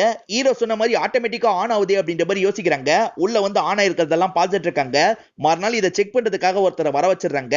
அவர்கிட்ட இந்த மாதிரி ஆட்டோமேட்டிக்காலாம் ஆன் ஆகுது அப்படின்னு சொல்றாங்க. அவரை இல்லையே மேடம், அப்பெல்லாம் ஆக வாய்ப்பு இல்லையேன்னு சொல்றாரு. இவங்க கண் முன்னாடியே செக் பண்ணிலாம் பாக்குறாரு. அவரு செக் பண்ணி பார்க்கும்போது நார்மலா தான் இருக்கு. ஹீரோனுக்கு ஒன்னும் புரிய மாட்டேங்குது. இப்ப வேற ஒரு நாள் ஹீரோயின் என்ன பண்றாங்கன்னா, அந்த போட்டோவை மாட்டணும் அப்படின்ற மாதிரி ஆணி அடிச்சிட்டு இருக்காங்க. அப்பதான் ஏசில இருந்து திரும்பி சவுண்ட் கேட்க ஆரம்பிக்குது. அந்த ஏசில இருந்து ஏதோ ஒரு பேட் வைப் வருது அப்படின்ற மாதிரி ஹீரோ சொன்னாரு பாத்தீங்களா. இப்பதான் ஹீரோயின் கொஞ்சம் கொஞ்சமா ஃபீல் பண்ண ஆரம்பிக்கிறாங்க. ஹீரோயின் அவங்க கொலி கூட ஆட்டோல வந்துட்டு இருக்காங்க. கண்டிப்பா அந்த ஏசில ஏதோ பிரச்சனை இருக்கு. அவன் எவ்வளவோ சொன்னா, அப்ப எனக்கு புரியல, இப்பதான் புரியுது அப்படின்னு சொல்றாங்க. என்ன பிரச்சனை நடக்குது அப்படின்றத சொல்லி கூட என்னால புரிய வைக்க முடியல. ஆனா அந்த ஏசியை யாரு வித்தாங்களோ அவங்கள போய் பார்க்கணும் அப்படின்னு சொல்றாங்க. கூட இருக்க கொலிக்கோ இந்த விஷயத்துக்கு ஏத்துக்கிறாரு. இப்ப அந்த நபரை பார்க்கறதுக்காக அவரோட வீட்டை கண்டுபிடிச்சு வந்துடுறாங்க. மாடியில தான் அவரோட வீடு இருக்குன்றது இவங்களுக்கு தெரிய வருது. வேகமா மாடிக்கு வந்து பாக்குறாங்க. பார்த்தா அவரோட வீடு பல நாள் பூட்டி இருக்க மாதிரி இவங்களுக்கு தெரிய வருது. சரி பக்கத்துல யார்கிட்டயாவது விசாரிக்கிறேன்னு கொலிக்கு விசாரிக்க போயிடுறாரு. இவங்களும் சுத்தி முத்தி பார்க்க ஆரம்பிக்கிறாங்க. அப்பதான் அவர் மிஸ்ஸிங்ன்ற மாதிரி நிறைய இடத்துல போஸ்டர்லாம் ஒட்டி இருக்காங்க. இவங்களும் ரகு மிஸ்ஸிங்னு கையில நிறைய போஸ்டர் வச்சிருக்காங்க பாத்தீங்களா. அந்த போஸ்டர் எல்லாம் கீழே போட்டுறாங்க. இதுக்கப்புறம் ரகு கிடைக்கிறது கஷ்டம்ன்றத புரிஞ்சுக்கிறாங்க. அங்க இருந்து சோகமா நடந்து கிளம்ப ஆரம்பிக்கிறாங்க. இதுக்கப்புறம் இந்த வீட்ல இருக்க வேணாம், வேற எங்கேயாவது போயிடலாம்னு ஹீரோயின் முடிவு பண்றாங்க. இவங்களோட திங்ஸ் எல்லாத்தையும் பேக் பண்ணிடுறாங்க. அந்த ஏசியை மட்டும் கழட்ட வேணாம், அப்படியே விட்டுலாம் அப்படின்னு யோசிக்கிறாங்க. இப்ப ஏசிக்கு பக்கத்துல உட்காந்து பேச ஆரம்பிக்கிறாங்க. ரகு நீ எங்க போன ரகு, எங்க இருந்தாலும் என்கிட்ட திரும்பி வந்துரு அப்படின்ற மாதிரிலாம் அந்த இடத்துல அழுது ஃபீல் பண்றாங்க. இப்ப ஈரின் இந்த வீட்டை காலி பண்ணிட்டு போயிட்டாங்க அப்படின்ற மாதிரி நமக்கு காட்டுறாங்க. அதே மாதிரி அந்த ஏசியும் இப்போ ஒரு பழைய பொருள்லாம் விக்கிற கடையில இருக்கு. சேலுக்காக அந்த ஏசியை வச்சிருக்க மாதிரி காமிச்சு நமக்கு படத்தை முடிச்சிடுறாங்க. இந்த ஸ்டோரியோட ஸ்டார்டிங் சீனே நம்ம ஹீரோ ஒரு வீட்டுக்கு வெளியே வெயிட் பண்ணிட்டு இருக்கிறத நமக்கு காட்டுறாங்க. நம்ம ஹீரோவோட பேரு சேது அப்படின்றது இவரோட கால்ல அடிபட்டு இருக்க மாதிரியும் நமக்கு காட்டுறாங்க. இவர் புரோக்கருக்காக தான் வெயிட் பண்ணிட்டு இருக்காரு. புரோக்கரும் அந்த வீட்டு ஓனர் கிட்ட எல்லாம் பேசிட்டாரு. அதே மாதிரி இவருக்கான ரூமை காட்டுறதுக்காக கிளம்புறாரு. மாடியில இருக்க ஒரு ரூமை பார்க்கிறதுக்கு தான் ஹீரோ வந்திருக்காரு. அந்த ரூம்ல பழங்காலத்து கண்ணாடிலாம் இருக்கு. கேஆர் விஜயா காலத்து கண்ணாடி அப்படின்ற மாதிரிலாம் சொல்லிட்டாரு. அதே மாதிரி மேற்கொண்டு சுத்தி காட்டுறாரு. ஹீரோக்கும் இந்த வீடு ரொம்ப பிடிச்சு போயிருது. இப்போ ஓனரை பார்த்து பேசுறதுக்காக வந்துடுறாங்க. என்ன கால் அடிபட்டு இருக்கு அப்படின்ற மாதிரி அந்த ஓனர் லேடியும் கேக்குறாங்க. இந்த புரோக்கரும் வாய்க்கு வந்த ஒரு கதையை சொல்லிட்டாரு. இல்ல மேடம் நான் உண்மையே சொல்லிடுறேன் அப்படின்னு ஹீரோவும் சொல்ல ஆரம்பிக்கிறாரு. காலேஜ் ஹாஸ்டல்ல குடிச்சிட்டு பிரச்சனை பண்ண அப்பதான் இந்த காயம் ஏற்பட்டது. காலேஜ் ஹாஸ்டல்ல இருக்க கூடாதுன்னு அனுப்பிட்டாங்க. ஆனா இதுக்கப்புறம் அந்த பிரச்சனை எல்லாம் பண்ண மாட்டேன் அப்படின்னு சொல்லிட்டாரு. நீ உண்மையை சொல்ற பத்தியா, இதுதான் எனக்கு பிடிச்சிருக்கு. ஆனா இந்த இடத்துல எல்லாம் அந்த வேலையை காட்டக்கூடாது அப்படின்ற மாதிரி சாவியெல்லாம் தந்துடுறாங்க. உண்மையான காரணத்தை சொல்றதுனா என்கிட்ட சொல்ல மாட்டீங்களா அப்படின்னு கேக்குறாரு. இது கூட உண்மையான காரணம் எல்லாம் கிடையாது அப்படின்ற மாதிரி ஹீரோ சொல்றாரு. அதே மாதிரி இவருக்கு தேவையான கமிஷனை தந்துடுறாரு. அந்த புரோக்கர் அங்க இருந்து கிளம்பி போயிடுறாரு. இந்த இடத்துல தான் மிரர் அப்படின்னு டைட்டில் போடுறாங்க. இல்ல மிரர் தான் அந்த திங்கு. ஹீரோவும் பேக்கரியில ஏதோ வாங்குறதுக்காக வந்திருக்காரு. அந்த இடத்துல தான் ஹீரோ காலேஜ் ப்ரொஃபசர் ஒருத்தர் உட்காந்துருக்காரு. பக்கத்துல இருக்க லேடிஸ் கிட்ட எல்லாம் ஹீரோவை பத்தி சொல்றாரு. ஆக்சுவலா ஹீரோ அந்த காலேஜ்ல ஒரு பொண்ணை லவ் பண்ணிருப்பாரு. அந்த பொண்ணு பிரேக்கப் பண்ணிருப்பாங்க. அந்த கோவத்தினால தான் இவரோட காலை உடைச்சிருப்பாரு. அதாவது சூசைடுக்கு அட்டெம்ப்ட் பண்ணிருப்பாரு. இப்ப ஹீரோ கேட்டும் கேட்காத மாதிரி அங்க இருந்து கிளம்பிடுறாரு. ஹீரோ வீட்ல இருக்கும் போதும் சூசைட் தாட்லாம் இவருக்கு வருது. கத்தியை வச்சு கையை அறுத்துக்கலாமா அப்படின்ற மாதிரிலாம் யோசிக்கிறாரு. அதுக்கப்புறம் கத்தியை கீழே போட்டுறாரு. இப்ப இவரோட கேர்ள் ஃபிரெண்ட் போட்டோ எல்லாம் பாக்குறாரு. பயங்கரமா ஃபீல் பண்ணி அழுதுட்டு இருக்காரு. இப்போ ஒரு இடத்துல படுத்துட்டு இருக்காரு. அப்போ ஒரு கயிறு இவரை டிஸ்டர்ப் பண்ணுது. அந்த கயிறை பிடிச்சி வேகமா இழுக்கிறாரு. அந்த கயிறு கண்ணாடியில லாக் ஆன மாதிரி தான் இருக்கு. ஹீரோவோட ரிஃப்ளெக்ஷன் அந்த கண்ணாடியில தெரிஞ்சுட்டு தான் இருக்கு. ஆனா இந்த கயிறை ஃபோர்ஸா இழுக்கும் போது திடீர்னு அந்த கண்ணாடியில ஹீரோ தெரிய மாட்டாரு. என்னடா கண்ணாடியில நம்ம தெரிய மாட்டோம் அப்படின்ற மாதிரி அதையே பார்த்துட்டு இருக்காரு. ஹீரோ இந்த இடத்துல லைட் எல்லாம் போட்டு வச்சிருக்காரு. ஆனா கண்ணாடியில லைட் போட்ட மாதிரியே தெரியல. என்னடா இது அப்படின்ற மாதிரி கண்ணாடிக்கு அடியிலாம் இவர் செக் பண்ணி பார்த்துட்டு இருக்காரு. இப்ப திரும்பி நிமிரும் போது அந்த இடத்துல ஒரு பொண்ணு இருக்கா. அந்த பொண்ணு இவரை பார்த்து பயப்படுறா. இவர் அந்த பொண்ணை பார்த்து பயப்படுறாரு. சரி மனச தைரியம் பத்திட்டு பாப்போம் அப்படின்ற மாதிரி இவர் திரும்பி கண்ணாடியை பார்க்க வராரு. அதே மாதிரி தான் அந்த பொண்ணு தைரியமா பார்க்க ஆரம்பிக்கிறா. இப்ப அந்த பொண்ணை பார்த்து கையை நீட்டுறாரு. அந்த பொண்ணு பதிலுக்கு கையை நீட்டுறா. இவர் செம்மையா மிரண்டு போயிடுறாரு. கண்டிப்பா நான் கனவுல தான் இருக்கேன், கொஞ்ச நேரத்துல நான் தெரிஞ்சிருவேன் அப்படின்ற மாதிரி இவருக்குள்ள இவரே சொல்லிட்டு இருக்காரு. அந்த இடத்தையே பார்க்க கூடாது அப்படின்ற மாதிரி வேற பக்கம் பார்த்த மாதிரி உட்காந்து இருக்காரு. அந்த பொண்ணு ஏதாவது பேசுங்கன்னா சும்மாவே உட்காந்து இருக்கீங்க, எனக்கு ரொம்ப போர் அடிக்குதுன்னு தான் இந்த இடத்துக்கு வந்தன்ற மாதிரிலாம் சொல்லிட்டு இருக்கா. நீ என்கிட்டயா பேசுற அப்படின்னு கேக்குறாரு. ஆமா உங்ககிட்ட தான் பேசுறேன்னு சொல்றா. இவரும் மேற்கொண்டு அந்த பொண்ணு கிட்ட பேச ஆரம்பிக்கிறாரு. ஹீரோ நைட் எப்ப தூங்குனாருன்னே தெரியல. இப்ப முழிக்கிறாரு. நைட் நடந்ததெல்லாம் கண்டிப்பா கனவா தான் இருக்கும்னு யோசிக்கிறாரு. காலேஜுக்கு வந்தவர் கிளாஸுக்கு போகாம லேப்ல உட்காந்து இருக்காரு. இப்ப கிளாஸ் எல்லாம் முடிஞ்சோனே இவரோட ஃப்ரெண்டோ பாக்குறதுக்காக வராரு. இந்த நோட்ஸ் அப்படின்ற மாதிரி நோட்ஸ் தராரு. எதுக்காக அவளையே நினைச்சிட்டு இருக்க, அவ இருந்தா என்ன நீயும் கிளாஸுக்கு வான்னு கூப்பிடுறாரு. நேத்து நைட் எனக்கு ஒரு கனவு வந்துச்சு அப்படின்ற மாதிரி நடந்த விஷயத்தெல்லாம் ஃப்ரெண்டு கிட்ட சொல்றாரு. சரி அதுக்கு என்ன அப்படின்ற மாதிரி ஃப்ரெண்டு கேக்குறாரு. இல்ல பிரச்சனை என்னன்னா நைட் நடந்த எதுவுமே எனக்கு கனவு மாதிரி தெரியல, ரொம்ப ரியலா தெரியுது அப்படின்னு சொல்றாரு. உண்மையிலேயே நடந்துச்சான்னு நினைக்கிறேன்றாரு. டே அதெல்லாம் நடந்திருக்காது அப்படின்னு ஃப்ரெண்டு சொல்றாரு. இவர் நம்பாததுனால ஹீரோவும் வேகமா கிளம்புறாரு. இன்னைக்கு நைட்டும் அந்த பொண்ணு தெரியுதா, அதனால கனவு இல்லன்றதை ஹீரோவும் கன்ஃபார்ம் பண்ணிடுறாரு. அந்த பொண்ணு என்னோட பேரு நசியா, உங்க பேர் என்னன்னு கேக்குறா. இவரும் சேது அப்படின்னு சொல்றாரு. நேத்து உன்னை பார்த்ததுல இருந்து நான் செம்மையா பயந்துட்டேன், உனக்கு பயமா இல்லையான்னு கேக்குறாரு. பார்த்தோன்னே பயப்பட தான் செஞ்சேன், ஆனா இப்ப எனக்கு ஒரு ஃப்ரெண்டு கிடைச்சிட்டாருன்னு சந்தோஷமா தான் இருக்கு அப்படின்ற மாதிரி சொல்றா. ஏன் உனக்கு வேற ஃப்ரெண்டே இல்லையா அப்படின்ற மாதிரி இவரும் கேக்குறாரு. நான் ஸ்கூலுக்கு போறது இல்லல, அதனால ஃப்ரெண்டு இல்லன்னு சொல்றா. ஏன் ஸ்கூலுக்கு போல அப்படின்னு கேக்குறாரு. இல்ல 6thலயே நான் ஸ்கூலுக்கு போக வேணாம்னு நிறுத்திட்டாங்கன்னு சொல்றா. நீங்க என்ன படிக்கிறீங்க அப்படின்ற மாதிரி கேக்குறா. நான் ஸ்கூல்லாம் படிக்கல, காலேஜ் படிக்கிறேன் அப்படின்ற மாதிரி இவரும் சொல்றாரு. காலேஜ் எல்லாம் சூப்பரா இருக்கும்ல அப்படின்றா. காலேஜ் எல்லாம் சூப்பராலாம் இருக்காது, படத்துல மட்டும் தான் சூப்பரா காட்டுவாங்க, நிஜத்துல செம்ம கடுப்பா இருக்கும்னு சொல்றாரு. அப்படி என்ன பிரச்சனை அப்படின்னு கேக்குறா. அதெல்லாம் உனக்கு சொன்னா புரியாது, காலேஜுக்கு வரப்ப நீ புரிஞ்சுப்ப அப்படின்னு சொல்றாரு. நான் படம்லாம் நிறைய பார்த்திருக்கேன், காலேஜ்ல பிரச்சனைனா அது கண்டிப்பா லவ்வா தான் இருக்கும், உங்களுக்கும் ஏதாவது லவ் தான் பிரச்சனையா அப்படின்ற மாதிரி கேக்குறா. ஆமான்னு ஹீரோவும் சொல்றாரு. போட்டோவை காட்டுங்க அப்படின்னு கேக்குறாங்க. இவர் செல்போன்ல போட்டோ வச்சிருப்பாரு பாத்தீங்களா, அது அந்த பொண்ணு கிட்ட காட்டாரு. அந்த பொண்ணை பார்த்துட்டு இவங்க சுமாரா தான் இருக்காங்க, ஒருவேளை நீங்க மனசை பார்த்து காதலிச்சீங்களோ அப்படின்ற மாதிரிலாம் கேக்குறா. இவளுக்கு என்ன குறை, இவ அழகா தானே இருக்கா அப்படின்ற மாதிரி ஹீரோவும் கேக்குறாரு. இப்ப மேற்கொண்டு இவங்க ரெண்டு பேருமே ஜாலியா பேசிட்டு இருக்காங்க. நேரம் போறதே தெரிய மாட்டேங்குது. இவரோட லவ்வர் முகத்தை பார்க்க கூடாதுன்றதுக்காக தான் ஹீரோ கிளாஸுக்கே போகாம இருக்காரு. இப்ப ஃப்ரெண்டோ வந்து பேச ஆரம்பிக்கிறாரு. கிளாஸுக்கே வராம இருந்தா எப்படிடா வாடா அப்படின்ற மாதிரிலாம் கூப்பிடுறாரு. அட்வைஸ் ஆரம்பிச்சிட்டியா அப்படின்ற மாதிரி ஹீரோவும் வேகமா அங்க இருந்து கிளம்புறாரு. இப்ப நைட்டு நேரம் ஹீரோவோட வீட்டு வாசல்ல யாரோ வந்து நிக்கிறாங்க. ஒரு லேடி தான் நின்னுட்டு இருக்காங்க. யாரு நிக்கிறாங்கன்ற மாதிரி ஹீரோவும் பார்த்துட்டு இருக்காரு. யார் அப்படி பார்த்துட்டு இருக்கீங்க, ஃப்ரெண்டா அப்படின்ற மாதிரி நசியா கேக்குறா. இல்ல ஏதோ ஒரு லேடி நின்னுட்டு இருக்காங்க அப்படின்ற மாதிரி இவரும் சொல்றாரு. அந்த பொண்ணு சைக்கிளை ஜாலியா ஓட்டிக்கிட்டே இவர்கிட்ட பேசிட்டு பேசிட்டு இருக்கா. அப்படி ஓட்டும் போது சைக்கிள் ஒரு பீரோ மேல இடிச்சிடுறா. பீரோக்கு மேல இருந்து ஒரு பொருள் பொத்துன்னு கீழே விழுது. அந்த சவுண்ட் கேட்டு அப்பவும் கூப்பிடுறாரு. நான் கிளம்புறேன் அப்படின்ற மாதிரி நசியா அங்க இருந்து கிளம்பிடுறா. நசியா கூட பேசுறது மூலமா ஹீரோக்கு ஒரு கான்ஃபிடென்ட் வருது. இன்னைக்கு பேசாம கிளாஸ் அட்டெண்ட் பண்ணலாம் அப்படின்ற மாதிரி கிளாஸ் நோக்கி நடந்து வராரு. அந்த இடத்துல எக்ஸ பாக்குறாரு. எக்ஸ பார்த்தோன்னே இவரோட மைண்ட் மாறிடுது. கிளாஸுக்குள்ள போகாம திரும்பி நடக்க ஆரம்பிக்கிறாரு. எப்பவுமே லேப்ல தானே உட்காருவாரு, அதே மாதிரி லேப்லயே உட்காந்துட்டு இருக்காரு. அப்படியே கட் பண்ணி இந்த பொண்ணு கூட இவர் ஜாலியா கேம்லாம் விளையாடுறத நமக்கு காட்டாங்க. அந்த பொண்ணு அந்த சைடுல இருந்து விளையாடுறா, இவர் இந்த சைடுல இருந்து விளையாடுறாரு. எக்ஸாம் வரதுனால ஹீரோவும் புக்கை வச்சு எல்லாம் படிச்சிட்டு இருக்காரு. என்ன படிக்கிறீங்க போல அப்படின்ற மாதிரி அந்த பொண்ணும் பேசிட்டு இருக்கா. இப்படியே நாட்கள் போய்கிட்டு இருக்கு. அந்த பொண்ணுக்கு பர்த்டே வருது அப்படின்னு சொல்லுவா. இவர் அதுக்காக கேக் எல்லாம் வாங்கிட்டு வந்துட்டாரு. இந்த பேக்கரியில இருந்து தான் கேக் வாங்குனீங்களா? இந்த பேக்கரியில இருக்க கிரீம் பண்ணா எனக்கு ரொம்ப பிடிக்கும் அப்படின்ற மாதிரி சொல்றா. ஹீரோக்கு கிட்டார்லாம் வாசிக்க தெரியும் போல. மியூசிக்லாம் ப்ளே பண்ணி பர்த்டே விஷஸ்லாம் சொல்லிட்டு இருக்காரு. கேக் இவர் மட்டும் தானே சாப்பிட முடியும், இவர் சாப்பிட்டுட்டு இருக்காரு. கிஃப்ட் எதுவும் இல்லையா அப்படின்னு கேக்குறா. ஒரு கிஃப்ட் இருக்கு, வெள்ளிக்கிழமை நைட்டு காட்டுறேன், கண்டிப்பா இந்த இடத்துக்கு வந்துரு அப்படின்னு சொல்லிட்டாரு. வெள்ளிக்கிழமை அப்படின்னோட இந்த பொண்ணோட முகம் லைட்டா மாற ஆரம்பிக்குது. எதுக்கு வெள்ளிக்கிழமை, நாளைக்கே காட்டுங்களே அப்படின்ற மாதிரி கேக்குறா. இல்ல நாளைக்கு அப்பாவை மீட் பண்ண போறேன் அப்படின்ற மாதிரி சொல்றாரு. ஓகே ஓகே இந்த பொண்ணு கேட்டுக்கிறா. கண்டிப்பா நீ வெள்ளிக்கிழமை வரணும் அப்படின்னு சொல்றாரு. வெள்ளிக்கிழமை இந்த பொண்ணுக்கு ஏதோ வேலை இருக்கு போல. இவளோட முகம் சோகமா மாறுற மாதிரி நமக்கு காட்டுறாங்க. இப்ப அப்பா பையன் ஒரு ஹோட்டல்ல மீட் பண்ணி பேசிக்கிறாங்க. அப்பாவை பொறுத்த வரைக்கும் ஃபாரின் கண்ட்ரில தான் ஒர்க் பண்ணிட்டு இருப்பாரு. நடுவுல பையனை பார்க்கிறதுக்காக வருவாரு. ஹீரோவை பொறுத்த வரைக்கும் அந்த பொண்ணை லவ் பண்றேன்னு சொல்லி தான் இந்த காலேஜ்லயே சேர்ந்திருப்பாரு. இப்ப பிரேக்கப் நடந்த வரைக்கும் அப்பாக்கு தெரிஞ்சிருது. இன்னும் எவ்வளவு நாள் தான் உன்னோட லைஃபை கெடுக்க போற, நீ இந்த செமஸ்டர் முடிஞ்சோட இங்க இருந்து கிளம்பிடு, நான் வேலை பார்க்குற இடத்துல என் கூடயே வந்து வேலை பாரு அப்படின்னு சொல்றாரு. ஹீரோவும் ஓகேன்ற மாதிரி கேட்டுக்கிறாரு. ஹீரோ இப்ப என்ன பண்றாருன்னா ஒரு ப்ரொஜெக்டரை வாங்கிட்டு வந்துடுறாரு. அந்த ப்ரொஜெக்டர் எல்லாம் வேகமா செட் பண்ணிட்டு இருக்காரு. அவங்களுக்கு இது மூலியமா படம் காட்டலாம்னு நினைக்கிறாரு. ஏன்னா அவங்க படம் பார்க்கறதுனா ரொம்ப பிடிக்கும் அப்படின்னு சொல்லியிருப்பாங்க. நசியா எப்போ வருவா அப்படின்ற மாதிரி இவரும் வெயிட் பண்ணிட்டு இருக்காரு. இவர் சொன்ன டைம் எல்லாம் தாண்டிடுது. நசியா வரவே மாட்டாங்க.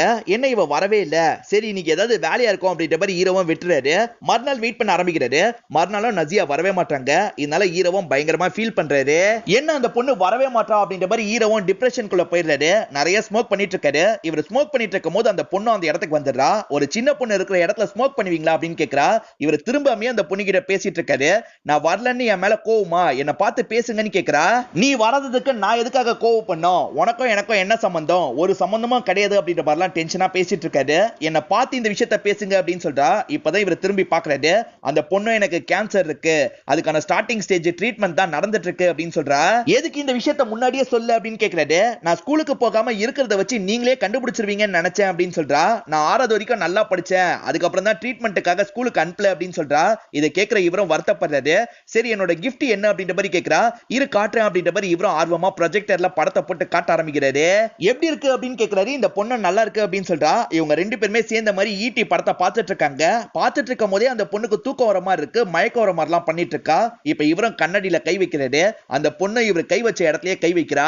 அந்த பொண்ணு கேன்சர் கூடயே போராடிட்டு இருக்கா. நம்ம என்னடானா இதுக்கே டிப்ரஸ் ஆகி உட்காந்துட்டு இருக்கோம், நம்ம மாறணும் அப்படின்ற மாதிரிலாம் யோசிக்கிறாரு. அப்பா கிட்ட இவர் எப்பவுமே நார்மலா பேச மாட்டாரு. இப்ப அப்பாக்கு கால் பண்ணி அவர்கிட்ட நார்மலா பேசிட்டு இருக்காரு.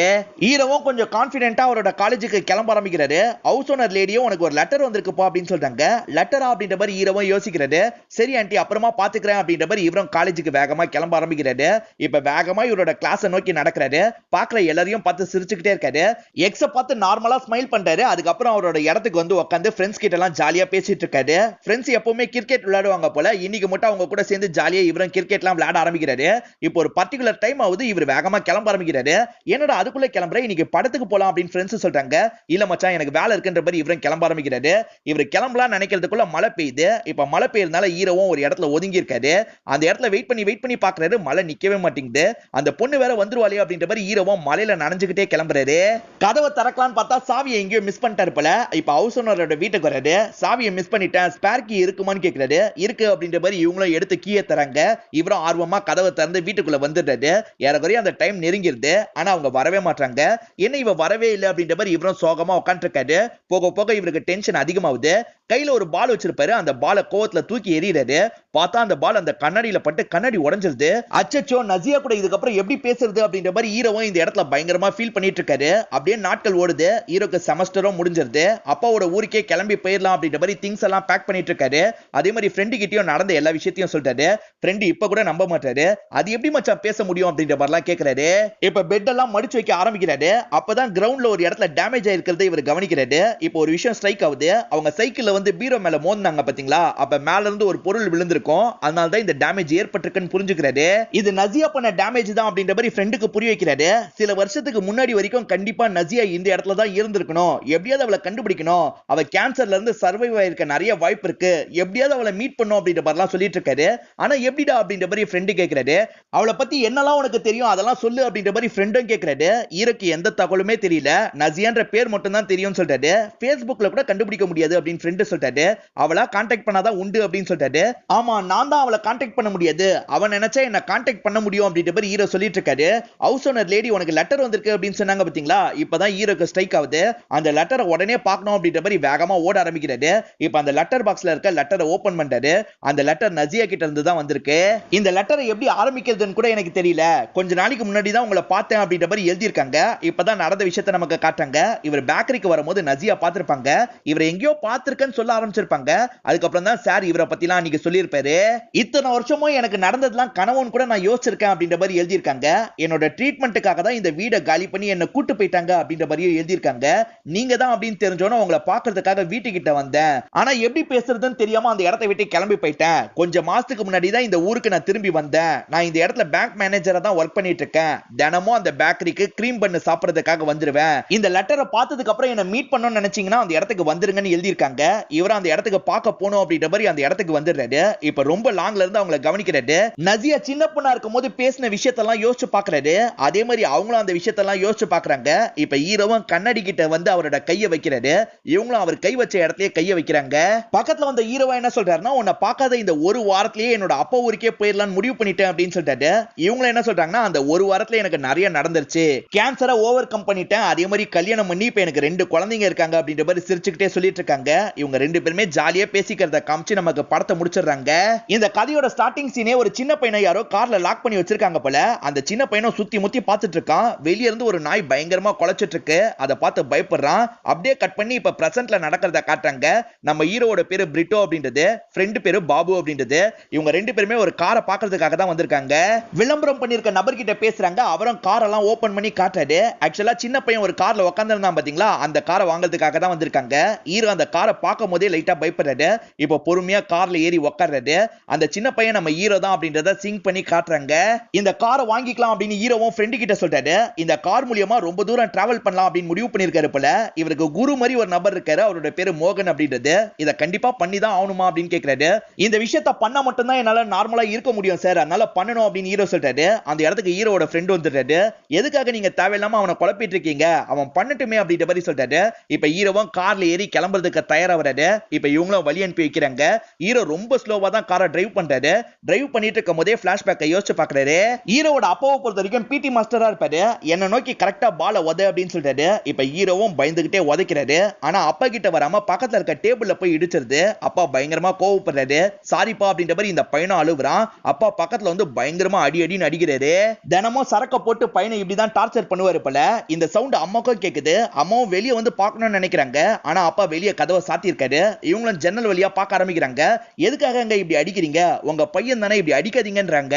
இவன் என்னோட பையனா, எனக்கு அதுல சந்தேகம் இருக்குன்ற மாதிரி இவங்களை தப்பு தப்பாலாம் பேசிட்டு இருக்காரு. இவங்களும் எதுக்காக பையன் முன்னாடி இப்பெல்லாம் பேசிட்டு இருக்கீங்க, முதல்ல நிறுத்துங்க அப்படின்ற மாதிரி சொல்றாங்க. இவர் என்ன பண்றாருன்னா, இவனுக்கு பனிஷ்மெண்ட் தந்துதான் ஆகணும் அப்படின்ற மாதிரி காருக்குள்ள லாக் பண்ணிடுறாரு. அதே மாதிரி இவர் கண்ட்ரோல்ல இருக்க ஒரு நாயை ஓபன் பண்ணி விட்டுறாரு. இந்த பையனோ காரை விட்டு இறங்க பயந்துட்டு இருக்கான். சின்ன பசங்க தனியா எங்கேயாவது இருந்தா பயம் வரும் பாத்தீங்களா, அந்த மாதிரி இந்த பையனுக்கு பயம் வருது. பேய் நம்மள அடிச்சிருமா அப்படின்ற மாதிரிலாம் யோசிச்சுட்டு இருக்கான். இப்ப சீட்டு கடியில இருந்து பேயோட கை வர மாதிரிலாம் இவனுக்கு தெரியுது. இவன் பயத்துல அன்னைக்கு நைட்டு முழுக்க தூங்காம இருப்பான். இப்ப பிரசன்ட்ல ஹீரோ யோசிச்சுக்கிட்டே இருக்காரு. ஆனா ஹீரோ தூக்க கலக்கத்திலேயே வண்டியை ஓட்டுறாரு. அவரு தூங்குறாரு அப்படின்றது அவருக்கே தெரிய மாட்டேங்குது. இப்ப வண்டி பாட்டுக்கு இஷ்டத்துக்கு ஒரு இடத்துக்கு போயிட்டு இருக்கு. காட்டு வழி மாதிரி ஒரு இடம் இருக்கு. அந்த இடத்துல மரத்து மேல மோதுறதுக்காக வராரு. கரெக்டா முழிச்சவரு பிரேக்க பிடிச்சிடுறாரு. நல்ல வேலையா மோதாம நிறுத்திடுறாரு. இது அந்த காலத்து வண்டி அப்படின்றதுனால வண்டியில இருந்து புகையா வருது. வண்டி ஸ்டார்ட் ஆக மாட்டேங்குது. ஹீரோக்கு இந்த இடத்தை பார்க்கிறதுக்கே பயமா இருக்கு. வண்டியை விட்டு இறங்கலான்னு பார்த்தா வண்டியை விட்டு இறங்க முடியல. அப்பா சின்ன வயசுல ஹீரோவை அடிக்கடி அப்படி லாக் பண்ணிடுவாரு. அதனால ஹீரோ இருட்டுனாலே செம்மையா பயப்படுறாரு. சரி ஃப்ரெண்டுக்கு கால் பண்ணுவோம் அப்படின்னு கால் பண்ணி பேச ஆரம்பிக்கிறாரு. இவர் இருக்க இடத்தை பத்தி எல்லாம் சொல்றாரு. அப்பதான் சிக்னல் கட் ஆயிருது. இவர் பேசுறது சுத்தமா ஃப்ரெண்டுக்கு கேட்க மாட்டேங்குது. திடீர்னு எதிர வந்து நாய் குலைக்குது. ஹீரோவும் பயத்துல பேக் சீட்டுக்கு வந்துடுறாரு. அடியில இருந்து ஏதாவது கை வந்துட போகுது அப்படின்ற மாதிரி வேகமா காலெல்லாம் சீட்டு மேல வச்சிடுறாரு. இந்த இடத்துல திரும்பி ஒரு பிளாஷ்பேக்கை நமக்கு காட்டுறாங்க. டெய்லி விளையாடிட்டு தான் வரணும் அப்படின்னு அப்பா சொல்லியிருப்பாரு. அதனால தண்ணியை வேர்வை மாதிரி மாத்தி மேட்ச் பண்ணிட்டு இருக்கான். இப்ப பக்கத்துல இருக்க பொண்ணு என்ன சொல்றான்னா, ஓனரை பார்த்து கொலைக்கிற ஒரே நாய் உன்னோட நாய் தான் அப்படின்னு சொல்றா. அதுக்கு நான் ஒன்னும் ஓனர் கிடையாது, என்னோட அப்பா தான் ஓனர்னு சொல்றான். இப்ப அந்த நாயை பார்த்து பயந்துகிட்டே தான் வீட்டுக்குள்ள நுழைஞ்சிட்டு இருக்கான். அப்பா கண்ணுல படாமையே ரூமுக்குள்ள போயிடணும்னு நினைக்கிறான். ஆனா அப்பா கரெக்டா பாத்துறாரு. பக்கத்துல வா அப்படின்னு கூப்பிடுறாரு. என்ன கராத்தே கிளாஸ் அட்டன் பண்ணியா அப்படின்னு கேக்குறாரு. அட்டன் பண்ணப்பா அப்படின்னு சொல்றான். இவர் என்ன பண்றாருன்னா கராத்தே மாஸ்டருக்கு கால் பண்ணிடுறாரு. பேசுங்க அப்படின்னு சொல்றாரு. எதுக்காகப்பா இன்னைக்கு கிளாஸுக்கு வரல அப்படின்ற மாதிரி அவரும் கேக்குறாரு. இந்த பையன் திரு திருன்னு முழிக்கிறான். இன்னைக்கு வேற ஒரு கிளாஸ் இருந்தது, அதனால தான் அங்க போல, நாளையில இருந்து போயிடுறேன் அப்படின்னு சொல்றான். போய் அந்த சவறு ஓரமா நில்லு, இன்னைக்கு முழுக்க நீ இதே இடத்துல தான் நிக்கணும் அப்படின்னு சொல்றாரு. அந்த பையனும் பயந்த மாதிரி அதே இடத்துல நின்னுட்டு இருக்கான். இப்ப பிரசன்ட்ல ஹீரோவும் பயந்த மாதிரியே கார்ல உட்காந்துட்டு இருக்காரு. இப்பதான் காருக்கு வெளியே ஏதோ ஒரு லேடி வந்து நிக்கிற மாதிரி இருக்கு. யார் நிக்கிறீங்க அப்படின்ற மாதிரி ஹீரோ கேக்குறாரு. அவங்க எதுவுமே பேச மாட்டாங்க. இப்ப அங்க இருக்க பனியெல்லாம் தொடச்சிட்டு அங்க பாக்குறாரு. அந்த இடத்துல பார்த்தா ஹீரோவோட அம்மா தான் இருக்காங்க. இந்த இடத்துல ஒரு பிளாஷ்பேக்கை காட்டுறாங்க. இந்த பையனும் ட்ரெஸ் எல்லாம் மாத்திட்டு சோகமா நின்னுட்டு இருக்கான். அந்த இடத்துக்கு வந்த அம்மாவும் என்னாச்சு அப்படின்னு கேக்குறாங்க. மத்த பசங்களோட அப்பாலாம் நல்லபடியா அவங்க கிட்ட பேசுறாங்க. நான் அப்பாக்கு பிடிக்கிற மாதிரி நடந்துக்க மாட்டேனாமா அப்படின்ற மாதிரிலாம் கேக்குறான். நீ என்னோட பையன்டா, எனக்கு பிடிச்ச மாதிரி தான் இருக்க, எதை நினைச்சா நீ கவலைப்படாத அப்படின்னு சொல்றாங்க. இந்த பையனுக்கு இப்பதான் ஓரளவுக்கு நிம்மதியா இருக்கு. இப்ப கிளம்பும் போது அப்பாவும் பக்கத்துல கூப்பிடுறாரு. இந்த பையன் பயந்துகிட்டே தான் பக்கத்துல வரான். இந்த 20 ரூபா கேன்டீன்ல ஏதாவது வாங்கி சாப்பிடு அப்படின்னு தராரு. இந்த பையன் பயந்துகிட்டே தான் காசை வாங்குறான். ஏன்னா இப்படி நல்ல விதமா பேசுறாருனாலே அன்னைக்கு நைட் ஏதோ சம்பவம் இருக்குன்னு அர்த்தம் போல. ஹீரோ இதெல்லாம் யோசிச்சுட்டே தூங்க ஆரம்பிக்கிறாரு. அப்ப சடனா அம்மா பின்னாடி வந்து பேச ஆரம்பிக்கிறாங்க. இவரும் மிரண்டு போயிடுறாரு. உன் அப்பா வச்சிருந்த மாதிரி காரியம் வாங்கியிருக்க போல அப்படின்னு கேக்குறாங்க. ஆமான்னு சொல்றாரு. நைட்டு நேரம் யானெல்லாம் இந்த வழியா வரும் அப்படின்னு சொல்றாங்க. இதை கேட்டோன்னே ஹீரோ செம்மையா பயப்படுறாரு. ஏமா இப்படி பயம்புத்துறீங்க அப்படின்னு கேக்குறாரு. டே நார்மலா சொன்ன, நீ எதுக்காக இவ்வளவு பயப்படுற அப்படின்னு கேக்குறாங்க. உன் பயம் தான் உன்னோட அப்பாவோட பலம் உனக்கு தெரியலன்னு கேக்குறாங்க. தெரியுமா அப்படின்ற மாதிரி சொல்றாரு. அவரை பத்தி தான் உனக்கு தெரியும்ல, எதுக்காக அவரை பாக்குறதுக்காக போயிட்டு இருக்க அப்படின்னு கேக்குறாங்க. இல்லம்மா, இந்த விஷயத்த பண்ணாதான் என்னால நார்மல் லைஃப்க்கு திரும்ப முடியும். எல்லாருமே கார் ஓட்டுறதுக்கு 1 மாசத்துல கத்துக்கிட்டாங்க, நான் மட்டும் கத்துக்க 1 வருஷம் ஆச்சு. எனக்கு இன்னும் இந்த காரை பத்தின பயம் போகவே மாட்டேங்குது. அவரை பார்த்தாதான் சரியாவுன்றாரு. நீ தேவையில்லாம சின்ன சின்ன விஷயங்களுக்கு எல்லாம் பயந்துட்டு இருக்க, நீ கொஞ்சம் தைரியமா இரு, எல்லா பிரச்சனையும் மறைஞ்சு போயிடும் அப்படின்னு சொல்றாங்க. இவரும் தைரியமா இருக்க ட்ரை பண்றாரு. அந்த இடத்துல அம்மா இருக்காங்க பாத்தீங்களா, அவங்க கொஞ்சம் கொஞ்சமா மறைய ஆரம்பிக்கிறாங்க. இப்ப ஹீரோவும் முன் சீட்டுக்கு போனா என்ன அப்படின்ற மாதிரி தைரியமா முன் சீட்டுக்கு வராரு. கதவை திறக்கலாம் அப்படின்ற மாதிரி கதவை திறக்க ட்ரை பண்றாரு. இந்த வாட்டி கதவை திறந்து இவர் வெளியே வந்துடுறாரு. மேற்கொண்டு ஹீரோவும் டிராவல் பண்ண ஆரம்பிக்கிறாரு. இப்ப விடியவே செஞ்சிருது. ஹீரோவும் ஒரு வழியா அவரோட வீட்டுக்கு வந்துடுறாரு. அப்பா எங்க போனாருன்னு தெரியல, இவரே வீட்டுக்குள்ள எல்லாம் வந்துட்டு இருக்காரு. ஹீரோ இந்த வீட்டுக்கு வந்தே பல வருஷம் ஆயிருக்கும். இப்ப அப்பாவும் ஹீரோவை பார்த்து சந்தோஷப்படுறாரு. பக்கத்துல வந்து கட்டி பிடிக்கிறாரு. இத்தனை வருஷத்துல இவரும் மாறி இருப்பாரு போல அப்படின்ற மாதிரி ஹீரோ யோசிக்கிறாரு. இப்ப சாப்பிடுறதுக்காக வராரு. அந்த இடத்துக்கு ஒரு லேடி வந்து பரிமாறுறாங்க. இவரும் யாருன்னு புரியாம பார்த்துட்டு இருக்காரு. அந்த லேடி அந்த பக்கம் போனதுக்கு அப்புறம் அப்பாவும் அந்த லேடியை பத்தி சொல்றாரு. ஹஸ்பண்ட் இறந்து போயிட்டாரு, கொஞ்சம் வருஷமா என் கூட தான் இருந்துட்டு இருக்காங்க அப்படின்னு சொல்றாரு. எங்க அடிக்கடி இங்க வந்ததானே இதெல்லாம் உனக்கு தெரிய போகுது அப்படின்னு சொல்றாரு. இப்ப சாப்பிட்டுட்டு இருக்கும் போது திரும்பி இவரோட வேலையெல்லாம் ஆரம்பிக்கிறாரு. என்ன வேலை பாக்குற அப்படின்னு கேக்குறாரு. ஹீரோ ஃபேஷன் டிசைனர் அப்படின்னு சொல்றாரு. ஏன்டா டெய்லரிங் வேலை தான் பாக்குறியா அப்படின்ற மாதிரி அப்பாவும் அவரோட வேலையை பத்தி எல்லாம் ரொம்ப மோசமா பேசிட்டு இருக்காரு. இது எப்படி இந்த ஊர்ல இருக்கவங்க கிட்ட நான் சொல்லுவேன் அப்படின்ற மாதிரி எல்லாம் கேக்குறாரு. மேற்கொண்டு இவரை கிண்டல் பண்ற மாதிரி நிறைய விஷயங்கள் பேசிக்கிட்டே இருக்காரு. ஹீரோ இதெல்லாம் பொறுத்துக்கிட்டே சாப்பிட்டுட்டு இருக்காரு. இப்பதான் ஒரு சின்ன பையன் அந்த இடத்துக்கு வரான். அந்த பையன் கிட்ட இவரும் கேன்டீன்ல ஏதாவது வாங்கி சாப்பிடு அப்படின்ற மாதிரி காசெல்லாம் தருது. அந்த பையன் இவரை பார்த்து பயந்துகிட்டே தான் இருக்கான். அங்க இருந்து கிளம்பி போறான். நான் வச்சிருந்த காரையே கண்டுபிடிச்சு வாங்கியிருக்க போல, சரி சாவியை கூட ஓட்டி பாக்குறேன் அப்படின்ற மாதிரி அப்பவும் சாவியை வாங்கி கார்ல ஏறிடுறாரு. வேற புது கார் வாங்க காசு இல்லையா அப்படின்ற மாதிரிலாம் கிண்டல் பண்றாரு. இவங்க 2 பேருமே சேர்ந்த மாதிரி பிரேயருக்காக சர்ச்சுக்கு தான் வராங்க. இப்ப பிரேயர் எல்லாம் முடிச்சுட்டு நடக்க ஆரம்பிக்கிறாங்க. இன்னும் நீங்க கொஞ்சம் கூட மாறலப்பா, சின்ன வயசுல என் கண்ணுல எப்படி பயம் தெரிஞ்சதோ அதே பயத்தை அந்த பையனோட கண்ணிலையும் நான் பார்த்தேன். அந்த பையனையும் நீங்க டார்ச்சர் தானே பண்றீங்க அப்படின்ற மாதிரிலாம் கேட்டுட்டு இருக்காரு. அது பயம் கிடையாதுடா, அதுதான் மரியாதை அப்படின்ற மாதிரி இவரும் சொல்றாரு. வண்டியில ஏறு அப்படின்ற மாதிரி வண்டியில ஏத்தி பேசுறாரு. உன்னோட அம்மா தான் உன்னை தப்பான வழிக்கு அனுப்பிட்டா, நீ என் கண்ட்ரோல்ல இருந்திருந்தனா உன்னை சரியான வழிக்கு கொண்டு வந்திருப்பேன், என் பையனை பெருமையா சொல்ற அளவுக்கு கொண்டு வந்திருப்பேன் அப்படின்ற மாதிரி சொல்றாரு. நீங்க ஒன்னும் என்னோட உண்மையான அப்பா கிடையாது. அடிக்கடி அம்மா கிட்ட யாருக்கு பெத்தன்னு கேட்பீங்கல்ல, மோகன் அப்படின்றவருக்கு தான் என்ன பெத்தாங்க அப்படின்னு சொல்றாரு. உங்களை கல்யாணம் பண்ணதுல இருந்து ஒவ்வொரு நாளும் என்னோட அம்மா நரகத்தை ஃபேஸ் பண்ணிருக்காங்க. அப்பதான் இந்த ஊருக்கு மோகன் ஒருத்தர் வந்திருக்காரு. அவர் கூட தான் பழக்கம் ஏற்பட்டிருக்கு, அதனால தான் நான் பிறந்தேன் அப்படின்னு சொல்றாரு. அவர் கூட இருந்த கொஞ்ச நாள் தான் நான் நிம்மதியா இருந்த நாட்கள்னு அம்மா சாவர தருவாயில என்கிட்ட சொன்னாங்க. அந்த மோகன் யாருன்றது எனக்கு தெரியும், அவர் கூட சேர்ந்த மாதிரி தான் நான் வேலை பார்த்துட்டு இருக்கேன்றாரு. நீங்க பண்ண கொடுமை எல்லாத்துக்கும் என்னோட அம்மா முன்னாடியே ஆப்பு வச்சிருக்காங்க அப்படின்ற மாதிரியும் சொல்றாரு. இதை கேட்கிற இவர் பயங்கரமா டென்ஷன் ஆயிடுறாரு. கார் எடுத்துட்டு கிளம்ப ஆரம்பிக்கிறாரு. செம்ம வேகமா கார் ஓட்டுறாரு. ஹீரோவும் பயந்த மாதிரி கம்பி எல்லாம் பிடிச்சுக்கிறாரு. பொறுமையா போங்கப்பா அப்படின்னு சொல்றாரு. யாரா உனக்கு அப்பா அப்படின்ற மாதிரி அசிங்கமா ஹீரோவை திட்டுறாரு. ஹீரோவை பயமுத்துறதுக்காக தான் இவ்வளவு வேகமா போயிட்டு இருக்காரு. சரி ஸ்லோ பண்ணலாம் அப்படின்னு பிரேக் பிடிக்க பாக்குறாரு. பிரேக் பிடிக்கவே மாட்டேங்குது. ஹீரோக்கும் ஒன்னும் புரியாம அப்பாவை பார்த்துட்டு இருக்காரு. இவரும் கண்ட்ரோல் இல்லாம இஷ்டத்துக்கு வண்டியை ஓட்டிட்டு இருக்காரு. இப்ப வண்டி கண்ட்ரோல் இல்லாம பறந்து போய் ஒரு இடத்துல விழுது. தண்ணிக்குள்ளதான் விழுந்திருக்கும். அப்படியே கட் பண்ணி காப்பாத்தப்பட்ட நிலைமையில ஹீரோ உக்காந்து இருக்காரு. இப்பதான் ஆம்புலன்ஸ்ல அப்பாவோட பாடி ஏத்திட்டு இருக்காங்க. அப்பா அதே இடத்துல இறந்து போயிருக்காரு. இப்ப ஹீரோவோட வண்டி அந்த இடத்துல இருந்து வெளியே எடுக்கிறாங்க. ஹீரோவும் அந்த வண்டியை பார்த்துட்டு இருக்காரு. இந்த வண்டியை ரெடி பண்ணும் அப்படின்ற மாதிரி ஒருத்தர் கிட்ட கொடுத்திருப்பாரு. அவரும் பக்காவா ரெடி பண்ணிடுறாரு. இந்த வண்டிக்கு போய் எதுக்கு சார் இவ்வளவு செலவு பண்ணீங்க அப்படின்ற மாதிரி கேட்கிறாரு. அது உனக்கு புரியாது, சாவியத்தா அப்படின்ற மாதிரி வாங்கிக்கிறாரு. இப்ப ஹீரோவால பயம் இல்லாம அந்த கார்ல உட்கார முடியுது. இப்ப கார் எடுத்துட்டு அங்க இருந்து கிளம்ப ஆரம்பிக்கிறாரு. இதோட இந்த ஷார்ட் பிலிமும் முடிஞ்சிருது. இந்த 2 கதையும் கண்டிப்பா உங்க எல்லாருக்குமே பிடிச்சிருக்கும் நம்புறேன். ஏற்கனவே போட்ட அந்த 3 கதையை பார்க்கலனா கண்டிப்பா பாருங்க. இந்த 5 கதையில உங்களுக்கு என்ன கதை பிடிச்சிருந்தது அப்படின்றத கமெண்ட் செக்ஷன்ல சொல்லுங்க. இந்த வீடியோ உங்களுக்கு பிடிச்சிருந்தா லைக் பண்ணுங்க, கமெண்ட் பண்ணுங்க, மறக்காம 360 தமிழ் சேனலை சப்ஸ்கிரைப் பண்ணுங்க.